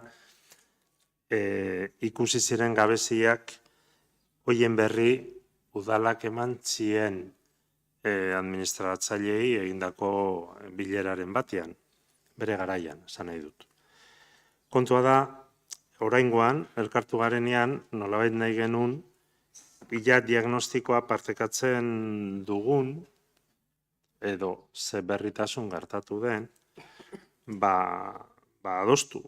Eta diagnostikoan, kasu horretan oroar, esango genuke, aipatu dituzun gaiak hor daude, eta beraz gaiak konplexu egiten dute, zaildu egiten dute, egoera zaila dela zenbait alorretatik ikusten genuen, eta aritu ginen nolabait esateko aukeren azterketa proposatzen.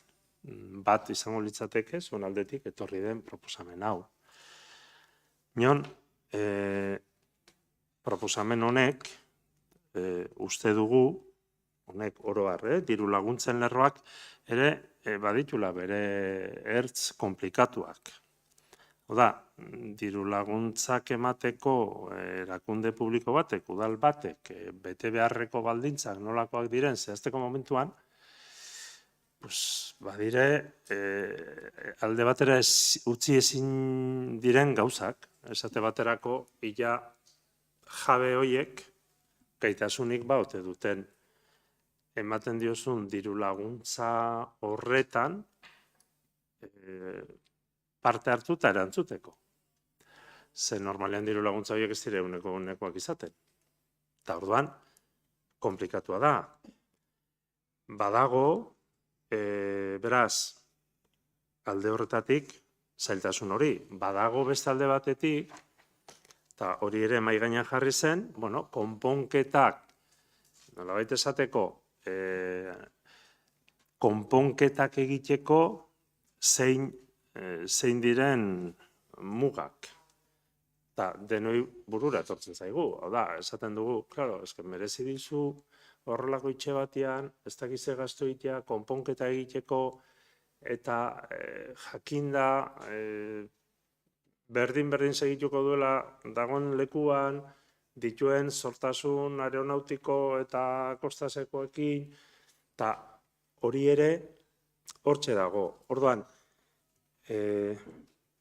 beste bat, esaten duzu, eta zuk aipatu duzu, ez zuk esaten duzu, baizik eta aipatu duzu, esate baterako beste dozein ere mutan egokia izan litekela, kasu batean, etxe zail bat da, etxe bat bota, berria egin, leku berian, eta beste dozein ere mutan, nolabait esateko, eta orduan bilatu beharko litzateke bitartean pertsona horiek non bizi eta bartabar, hori egin ahal izateko zailtasun horiei erantzi behartzaie sortasun aeronautikoen ondorioz aireportuari, AENari, eskatu behar digula baimena. Eta normalean, sortasun horien arabera nola ez diren onartzen eraikuntza berriak, naiz eta zarrak diren tokian, eraiki, komplikatu egiten du. Eta are gehiago, kostasen, zortasunagatik eta distantziagatik, etxe horietako batek, esate baterako. Hau da, esaten dute, beste edozein ere mutan esango genukena, etxea bota berria egin, kostasen zortasun horiek betetzen ez dituen neurrian, baimena emango digute, eraikitzeko. Orduan, noski ez da momentua, gai guztiak aipatzeko. Ginen bai adierazteko gure aldetik izan genuen bilera horretan agertu ziren, eta zuk aipatu dituzunetako batzuk ere agertu ziren, eta orduan, nolabait esateko gelditu ginen epe laburrean, beste bilera bat egiteko, etorri ziren pertsonak, etorri ziren administratzaile edo bizilagun batzuek, eta etorri ziren Mendeluko bizilagunen elkarteko kide batzuek, gelditu ginen batetik guk daukagun dokumentazioa haien eskutan jartzeko. Bat, bi, alternatiben azterketa horretan, aukeren azterketa horretan, nolabait esateko, birgaitzearen aldeko erabakia garbi dago, edo beste zerbait planteatu daiteke. Pixka bat, hori gelditu ginen pixka bat, haiek aztertzeko eta pixka bat sozializatzeko, ez? Antxe zeuden pertsonak, bileran egon ziren pertsonak, ez ziren pertsona guztia. Eta orduan, alde horretatik, guri gustatuko litzaiguke prozesu horretan ematen ditugun aurrera pausoekin, gero proposamenak egitea.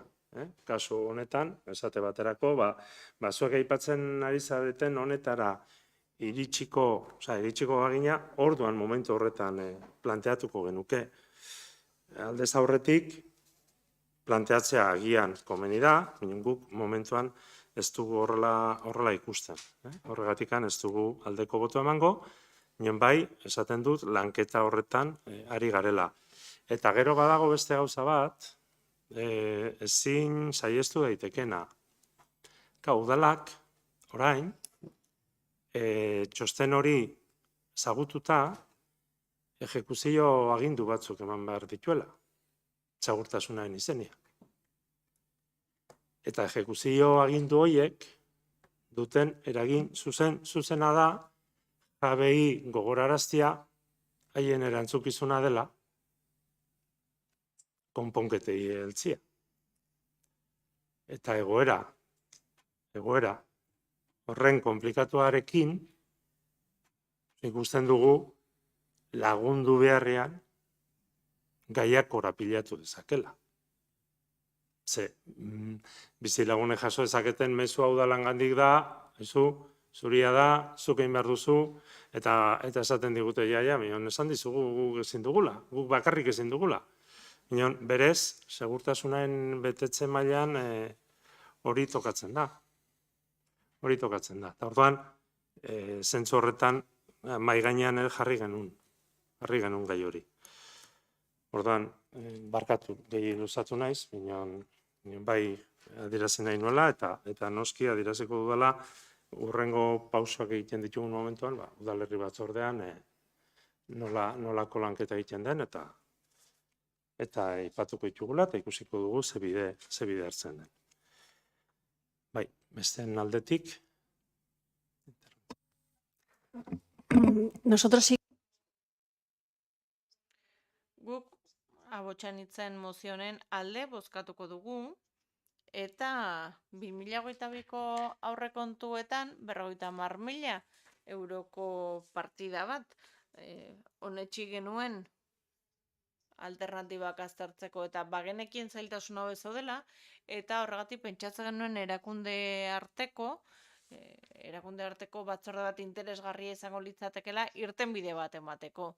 Hirigintzari dagokionez eta alderdi sozialari dagokionez. Egia da, gauzak egingo direla, Europako funtsei esker, auzo horretan, eta maiatzean buletin bat egin genuen, Mendelo auzoari buruz, oso interesgarria da, Eta besteak beste, aipatzen dugu, San Lorentzoko lagunaren berriketa, badiarena, badela beste zailtasun erantzi bat, ezta?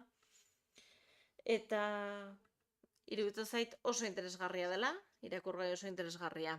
Ikusten dezakezue zer proposatuen proiektu hitzar gisa, zer geratu den bidean, eta zer nolako irten bide, zentzuzkoago egin daitezken.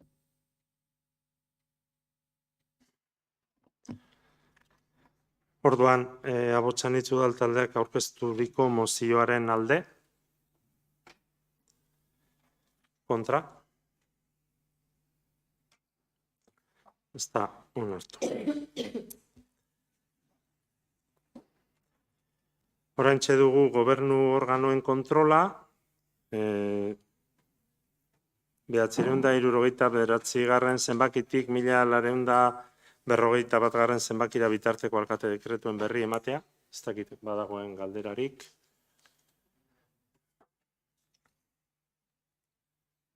Ez? Eta erreguta galderetara pasako gineateke. Nik ajola espadizue aurreko saiotik erantzun galderaren bat eta erreguren bat egin zitzaidan, eta nik uste dut badagokidala hoiei erantzuna ematia, ez naiz luzatuko, laburrariko naiz, minon bai erantzuten saiatuko naizela. EH Bilduk galderak planteatu zituen, bai azkeneko 2 udal batzetan, gerespaldimanago, eta orduan galdera bat zen erroldatutako elkarteen artean, labur bilduta, Hondarribiko zenbat kultur elkarte dago emakumezkorik ez dutela onartzen euren bazkideen artean. Nere erantzuna da, Hondarribiko udalak ez du horren erregistrorik, hortaz ezin dizuet erantzun. Eta bestetik denok dakigu elkarteen erregistroa publikoa dela. Bigarren galdera bat ere egiten zen, ze irizpide dauzka Hondarribiko tokiko gobernuak emakumezkoak baztertzen dituen elkartekiko. Hondarribiko udalak ez du ustez harremanik emakumezkoak baztertzen dituzten elkartekin. Eta erreguetan, 3 erregu zeuden zerrendan, orden aldatu indut, pixka bat, minon, Alarde Fundazio Hondarribiak fundazioen izaera juridiko administratiborik izan ezean, baimen eskaera ez dakiola eman. Baimen eskaera hori udaldi dazkaritzan tramitatzen ari denez, ezin dizuet besterik aurreratu. Tramitazioan ere gana iristen denean, ebatziko dudanaren berri emango dut, noski, beste bazpen guztiekin egiten dudan bezala. Alarde Fundazio Hondarribiak darabilen identifikazio zenbakia zeini dagokion zergak eta gizarte gastuak ordainduta dauzkan argitu ditzala. Erantzuna da, elkarte batek jarduera baimen askatzen duenean, udalak jarduera hori bete ahal izateko baldintzak betetzea eskatzen dio. Eta ez dio beste informaziorik eskatu hoi. Eta azken erreguari, Hondarribiko udalak berma dezala hiriko jaien antolakuntza eta espazio publikoen erabilera berdintasunen printzipioak errespetatuak izango direla, orain arte Hondarribian lege ordenamenduen arabera jokatu izan da.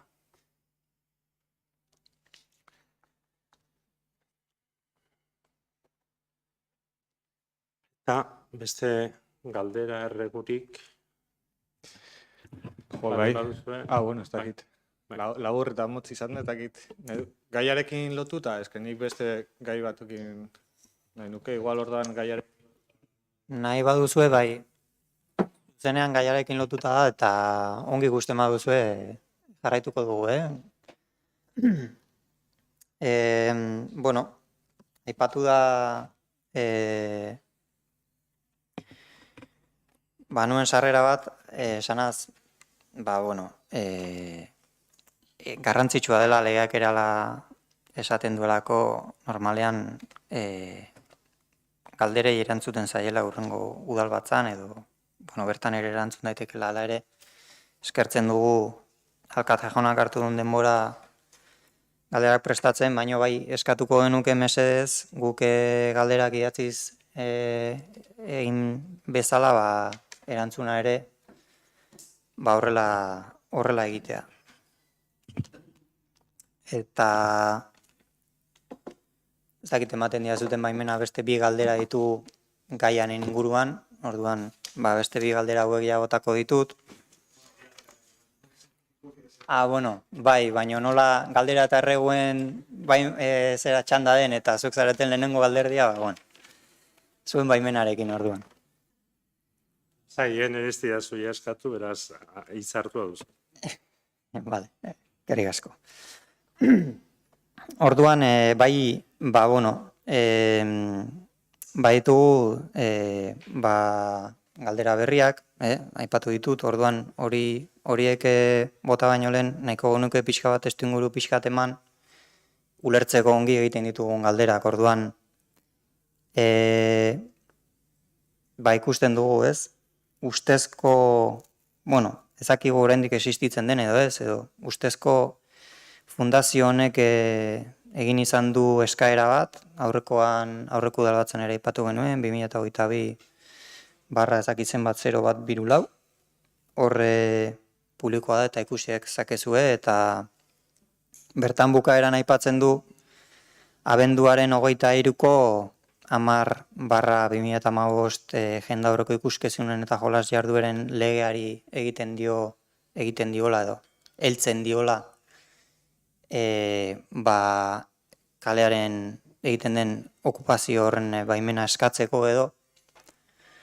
Eta guk aipatu lege hori errepasatu dugu, orduan hor aipatzen da adibidez lege horren 5. artikuluan, printzipio gidarien ingurukoa den artikulu horretan, lege hau garatu eta aplikatzeko orduan honako printzipio gidari hauek zaindu beharko dituzte, administrazio publiko eta ikuskizun eta jolas jardueren antolatzaileek. E-atalean, esaten du, 5. artikuluko E-atalean bermatzea betetzen direla irisgarritasun gizon eta emakume berdintasunari eta hizkuntza eskubidei buruzko araudian jasotzen diren lege bete beharrak. Gizon eta emakumeen berdintasunari buruzko araudiari egiten dio erreferentzia, beraz uste dugu hori begiratu behar dela. Baita ere 6. artikuluan dio, debekuen artikulua zari naiz, bertan esaten du debekaturi daudela ikuskizun edo jolas jarduera hauek, eta horietako bat B atalean edo B puntuan esaten du indarkeria, arrazakeria, xenofobia, sexismoa, eta hori azpimarratu nahi dugu, edo beste edozein bereizkeria mota sustatzen duen eta gizakiaren duintasunaren aurkakoak direnak horiek. Araudi honen arabera ezin dira onartu.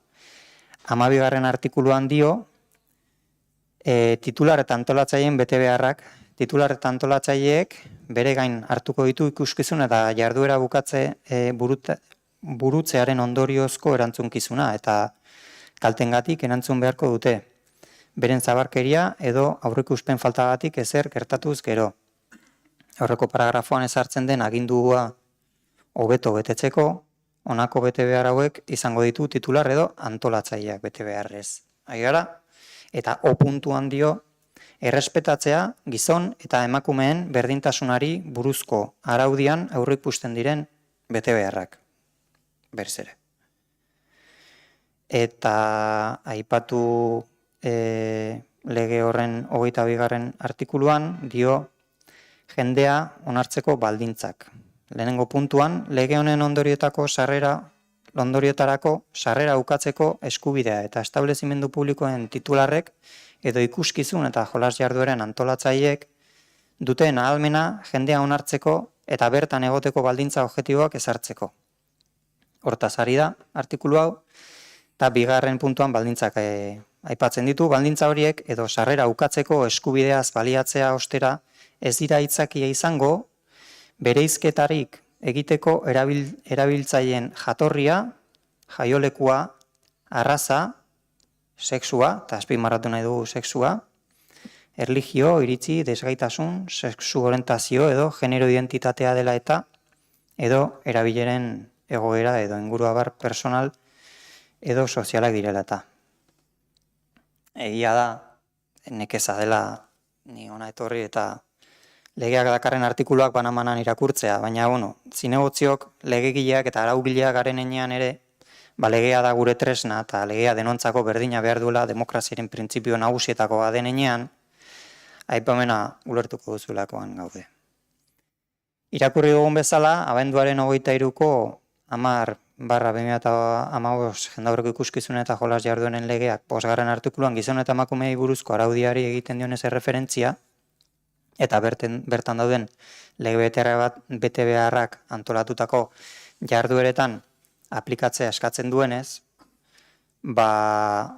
lege hori ere nahiko genuke hemen aztertu, eta hasieran dio laburbilduz, emakume eta gizonen berdintasunerako legearen aldaketa honen xedea da, emakumeen kontrako indarkeriarik gabeko gizarte berdinzale baterantz aurrera egiten jarraitzea.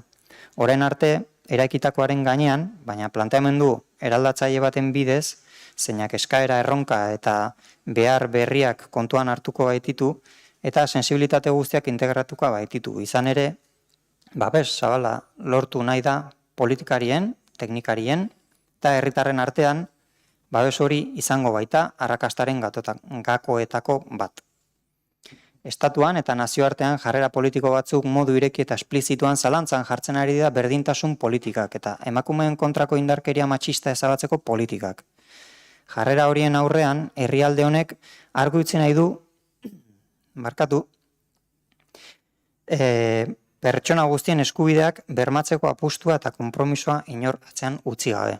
Eta sinetsita, emakumeen eta gizonen berdintasuna oinarritzeko baldintza dela demokraziarako eta herrian garapen jasangarrirako dela gizabanakoen garapena gizartearen eta ekonomiaren arlokoa. Hau da, legeak hasieran dakarrena, legea, por cierto, Jaurlaritzan onartua dena gehiengoz. Legea azteatzen hasten bagara, 3. artikuluan, printzipio orokorrak aipatzen dituen horretan, hauek dira emakumeen eta gizonen berdintasunaren arloan euskal botere publikoen jarduna gidatu eta bideratuko duten printzipio orokorrak, tratu berdintasuna eta ikuspegi intersekzionalen integrazioa, aukera berdintasuna, emakumeen kontrako indarkeria matxista prebenitzea eta desagerraraztea, dibertsitatea eta diferentzia errespetatzea, sexu eta genero identitate eta sexu orientazio askatasunez garatzeko eskubidea, sexu eta igualketa eskubideen askatasunez baliatu alizatea, eskubide horiek egikaritzean pertsonen askatasunez erabaki dezatela bermatuz, genero ikuspegiren integrazio, ekintza positibo, sexuaren araberako rolak eta estereotipoak desagerraraztea, ordezkaritza orekatua, koordinazio lankidetza eta nazioartekotzea, emakumeen alduntzea, gizonen implikazioa, parte hartzea, berrikuntza, gardentasuna eta kontumatea, eta hizkuntza eskubideak babestea eta euskararen erabilera sustatzea. Baina argiago dio lehenengo puntuan. Tratu berdintasuna eta ikuspegi intersekzionalaren integrazioa debekatuta dago pertsonen sexuan oinarritutako diskriminazio oro. Hala, zuzenekoa nola zeharkakoa. Edo zein delarik, edo zein ere diskriminatzeko erabilitako modua. Lege honen ondorioetarako. Eta B puntuan, zeharkako diskriminazioa dago egintza juridiko, irizpide edo praktika batek itxuraz neutroa izan da ere, sexu bereko multzo aski handiago bati kalteak eragiten dizkionean. Salbu eta egintza juridiko irizpide eta jardunbide horiek egokia eta beharrezkoa denean, eta sexuarekiko loturarik ez dauden irizpide objektiboak erabilita justifikatzeko modukoa denean. Nahikoa ez baldin bada, 25. artikuluan eta sartzen daia zuzenean kultura jardueretan, ahaztu gabe berdintasun legeaz ari garela, eta 25. artikuluak horrela dio, Euskal Administrazio Publikoek bakoitzak bere eskumenen ereduan behar beste neurri hartu behar dituzte, bai sexuan oinarritutako diskriminazio oro saiesteko, bai sustatzeko emakumeek zein gizonek parte hartzeko aukera eta partaidetza orekatua izatea Euskal Autonomia Erkidegoaren esparruan izaten diren kultura jarduera guztietan. Lege honen ondoriotarako kultura jardueratzat hartzen dira, besteak beste, artistikoa, jai giroan egiten direnak, oroitzapenezkoak, kirol jarduerak eta Euskararen hizkuntza normalizazioen alorran eragindakoak. Aipatu dugu, bidearen edo kalearen okupazio publikoa, eta bertan esaten da, 25. artikuluan, jai giro, eta jai giroa ez baldin bada, oroitzapenezkoa ere, bertan horretaz behintzat, esaten digu zuzenean, zeo zer, berdintasun lege honek. Debekatu egiten da, gunik publikoetan, emakumeek gizonekiko berdintasunean parte hartzea onartzen ez duten, edo oztopatzen duten, kultur jarduerarik antolatzea eta egitea. Hori da, berdintasun legeak diona. Eta legea pixka bat aipatu eta gero, eta galderak egin baino lehen nahiko genituzke bi ideia nagusi azpimarratu, eta horretarako hasiko naiz adibide xume batekin. Urteetan, herri honetan gazte talde batek udalaren laguntzarekin jaietako ekimen eta olinpiadak antolatu izan dira. Nik ere talde horretan parte hartzeko suertea eduki dut eta gogoratzen dut, oztopo handietako bat lortu behar genituen paperak zirela, dena ongi justifikatu behar genuela. Ulertzen dut, elkarte bat ofizialki erregistratu beharra, segurua gizarte segurantza, paperak lortu behar izatea.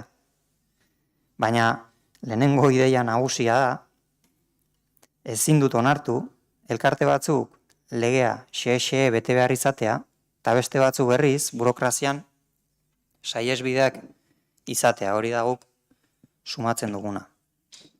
Eta bigarren ideia onartu berri den berdintasun legearen edukiarekin bat egiten dugula azpimarratzea da. Gure motivazioa ez da gizon edo emakume bakar bat ere desfilatu gabe ustea. Hori argi utzi nahi dugu. Baina urte asko ematen ditugu legearen eta jendartearen atzetik. Bizikidetza berdintasuna eta justizian oinarritzen den bezala, bizikidetzari bitako bat kenduta herri honek ez du aurrera egingo, eta herri honek ausardia eta konpromisoa behar du. Horretan dihardugula uste dugu, eta alkateari ere bide eman nahi diogu, denok aurrera egin dezagun bide hortan. Beraz, eta gehiago luzatu gabe, bi galderak egingo dizkizugu alkate jauna. Lehenengoa legediaren aplikazioaren araberakoa da. Aipatutako legea irakurri ondoren uste duzu ustezko fundazioari baimena ematerik dagoela. Eta bigarrena, gure funtzioari dagokiona. Emakumeek Euskal Autonomia Erkidegoko tokiko jaietan parte hartzeko estrategia txostenean eta baita aipatu dugun berdintasun legean ere, berdintasunaren bidean instituzioak gakoa direla azpimarratzen dute. Eta bereziki hiritarrengandik gertuen dauden instituzioak, udalak, alegia. Orain arteko lana baztertu gabe eta pandemiak utzitako 2 urteko soseguaren ondoren, alegin berezia egingo duzu dagokizun konpromisoan koska bat gora gehiago egiteko? Lehen aipatu bezala, ulertzen dugu, akaso gaur ez dugula erantzuna edukiko, baina bai eskatuko genuke mesedez idatziz. Erregistroan guk galdera egin bezala, idatziz erantzuten. Eskerrik asko. Oso ondo, eskerrik asko. Ez dut orain erantzungo, noski. Eta bakarrik gogoraraziko dut, bazpadare, pixka bat saiez bidetik aipatu balin bada ere, hain zuzen ere hemen ordezkatuta gauden udal taldeok aktiboki parte hartzen ari garela alardeari buruzko elkarrizketan, eta elkarrizketaren kulturan lanketan, eta justu behar dugu bilera. Hori bakarrik. Galdera gehiago baden, erregurik? Sí.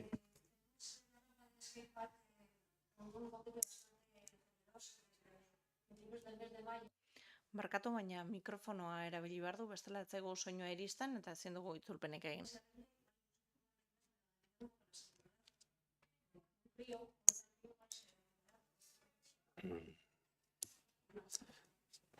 Agradezco la información. Bai, eskertzen dizute informazioa, bai, eskatuta dago aurrekontua konpontzeko. Ez dakit nola dagoen, zer puntutan, baina badakit kirol teknikaria horretan dabilela. Galdetuko dut eta berri emango dut, eskerrik asko. Bai, Xaierek aipatu duen gai potoloa eta hain landutakoaren ondoren igual lotxa ere pixkat ematen dit ni bi gauza txikirekin etortzea. Bueno, txikiak dira, baina garrantzitsuak ere uste dut badirela. Eta horretik aipatuko dut erregu bat eta galdera bat. Erregua da, mesedez, kasino zaharra ireki. Aurreko urteko udazkenean eskatu genuen mesedez irekitzea negua bazetorrela eta hotz eta eguraldi txarren aurrean zaharrek elkartzeko espazioa behar zituztelako. Eta orain udaran sartu berri garen honetan ere, eta ikusirik aurreko asteburuko beroaldiak, egoera berdinean kasino zaharra irekitzea eskatu beharrean gaude, erregu egiten dugu, izan ere pertsona helduak direnak edo eguraldiaren zitalkeri edo gogortasunean zaurgarrienak diren pertsonak dira, eta beharrezkoa dituzte elkartu eta egon ahal izateko espazio horiek. Beraz, mesedez, ireki. Uda hontarako pertsonek elkartu ahal izateko gune berezi hau. Eta galdera da, lurzoru legeak aipatzen du obra baimenen inguruko epeak, 3 hilabetetan ezartzen ditu erantzuteko epeak, gehienez. Eta aldiz udaletxe honetan baditugu, eta ez da lehenengo aldia gaia ere ekartzen duguna erregu eta galderetan, baditugu dozenaka esango nuke obra baimen eskaera erantzun gabe 3 hilabete horien epetik kanpora. Eta adibidea jarri nahiko nuke horrela helarazi didatelako. Ia nola sentituko nitzateken nire etxean bai fatxada eta teilatutik ura sartuko balit eta urria eskeroztik obra baimena eskatua dute eta ekaina bukatzera goazen honetan erantzunik ere jasoko ez bagenu guk. Eraikin horretan bizi diren aur txikiak ere gelatik atera behar izan dituztelako, onjoz betetako paretak dituztelako, egin beharreko lan horien beharrean ezin baitute aurrera egin ez delako udaletxearen erantzunik jasotzen. Eta nik argi daukat, lehen nik aipatu du, Xabik ere aipatu du, herritarroi eskatzen zaizkigula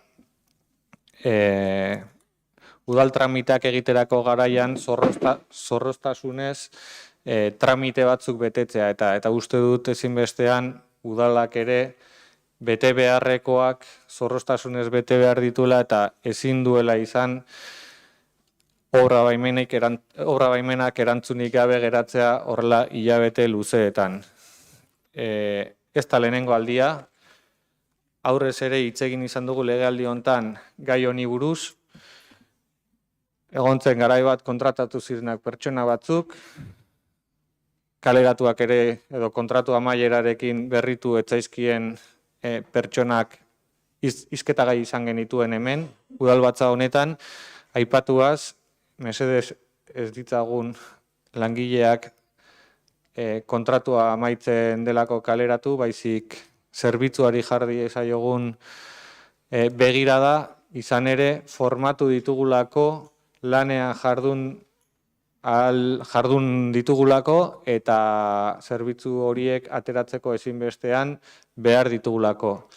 Kaleratu ziran langileak eta orain aurkitzen gera berriro 8, 9 hilabete, 4 hilabeteko epean gaindituak dituzten dozenaka obra baimen eskaerekin eta bidegabekeria badela iruditzen zaigulako, eskatu nahi dugu edo galdera egiten dugu mesedez, jar ditzagun baliabideak eta tresna guztiak, sikiera lurzoruaren legeak ezartzen dituen epetik kanpo dauden eskaera horiei erantzuteko.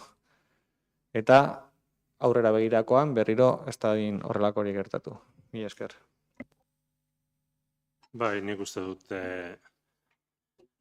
ezaguna dela, ez? Jo ditugula bazterrare jo dugu. Hain zuzen ere, dagoen langile mugikortasunaren ondorioz gertatu zaigunarekin, minon, azkenean ikusi, eta nik uste dut ez duzula aipatu, minon badakizula, deialdi publikoa egin dugula lanbideren bidez, bina arkitekto tekniko eta turismo merkataria, turismo teknikaria kontratatzeko. Eta deialdi hori martxan dago eta gaiak ala eskatzen duelako. Horregatik esan dut bina, iruditzen zaigu horrek aukera bat emango digula. Nion, uste dut bestetan ere aipatuketu dela, beste bidiak administrazioan ohikoak diren eta izan diren bideen itxitasun hori horrekin egin dugu topo, ez? Eta noski badakit eskaera horien atzian pertsonak daudela eta pertsonen egoerak badaudela eta zentzu horretan bai zera egiten garela, jabetzen garela eta ez gustora sentitzen horregatik. Hori dugu egoera.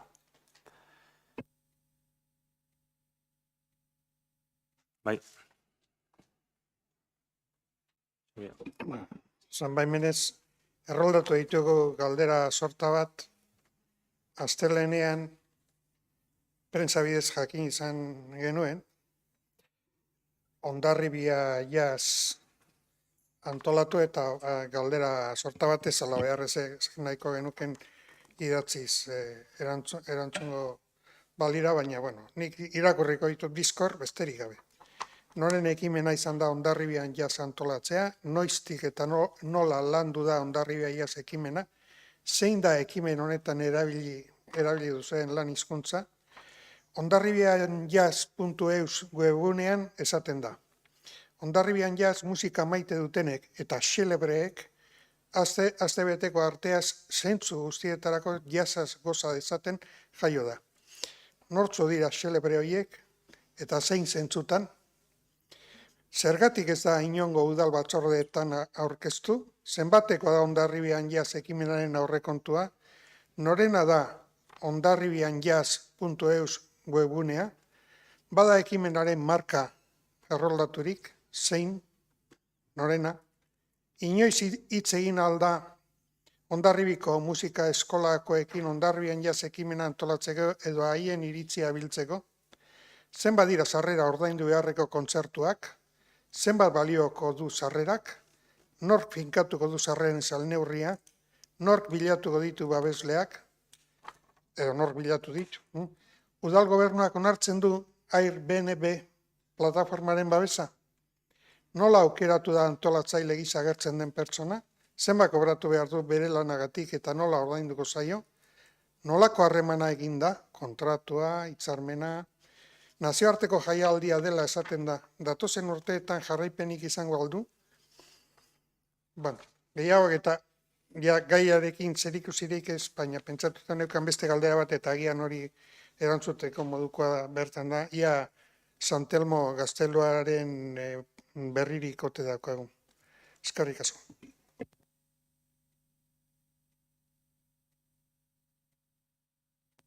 Bai, bueno, nola idatziz eskatu diran gaur eguerdian eta denak zehatz-mehatz erantzungo ditugu. Idatziz ere bai, eta lehen batzordean emango ditugu azalpenak, baina egia da hainbat eta hainbat ekitaldi eta jarduera antolatzen dituela udalak, hainbat saietatik ateratzen direnak, beste elkarteekin kolaboratuz, eta denak ez ditugu horrelako zehaztasun puntuarekin ematen, baina bueno, eman behar bada, emango dugu noski, ez dagolako ezer eskutatzeko, eta bueno, besterik ez biharko batzordean bertan nahi bada azalpen batzuk emango dira, agian ez dira zehatz mehatz galdera guztiak erantzungo, baina denak idatziz emango dira, zalantzarik gabe. Bai, Santelmo Gazteleori buruz, esan espaldin badugu, hain xuxen izan da, gure ustez, esateko moduan ez geundelako. Galdetu zaidanez, esan behar dut, erregistroan inskribatuta dagola udalaren izenian. Paus hori emana dagola. Baina horrekin batera, eman nahi genuen informazioa da, Jaurlaritzan konsignatu den diruaren deskonsignatzea ere egin dela, eta nahi genuen, eta nahi dugu, eta horretan ari dira kasu honetan legelariak, epe laburrean ordainketa egiteko.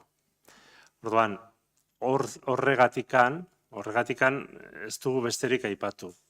Bai, nik uste dut informazio esanguratsua dela, erregistradoreak inskribatutzat eman duela, eta espero dut epe laburrean, benetan nik nahi nuen honetara iritsi, eta adibidez atzoko bileran, gauza gehiago zehaztu, ez? Binon, espero dut epe laburrean, eta epe laburrean hori adosten den momentuan, igual datorren astea hasieran edo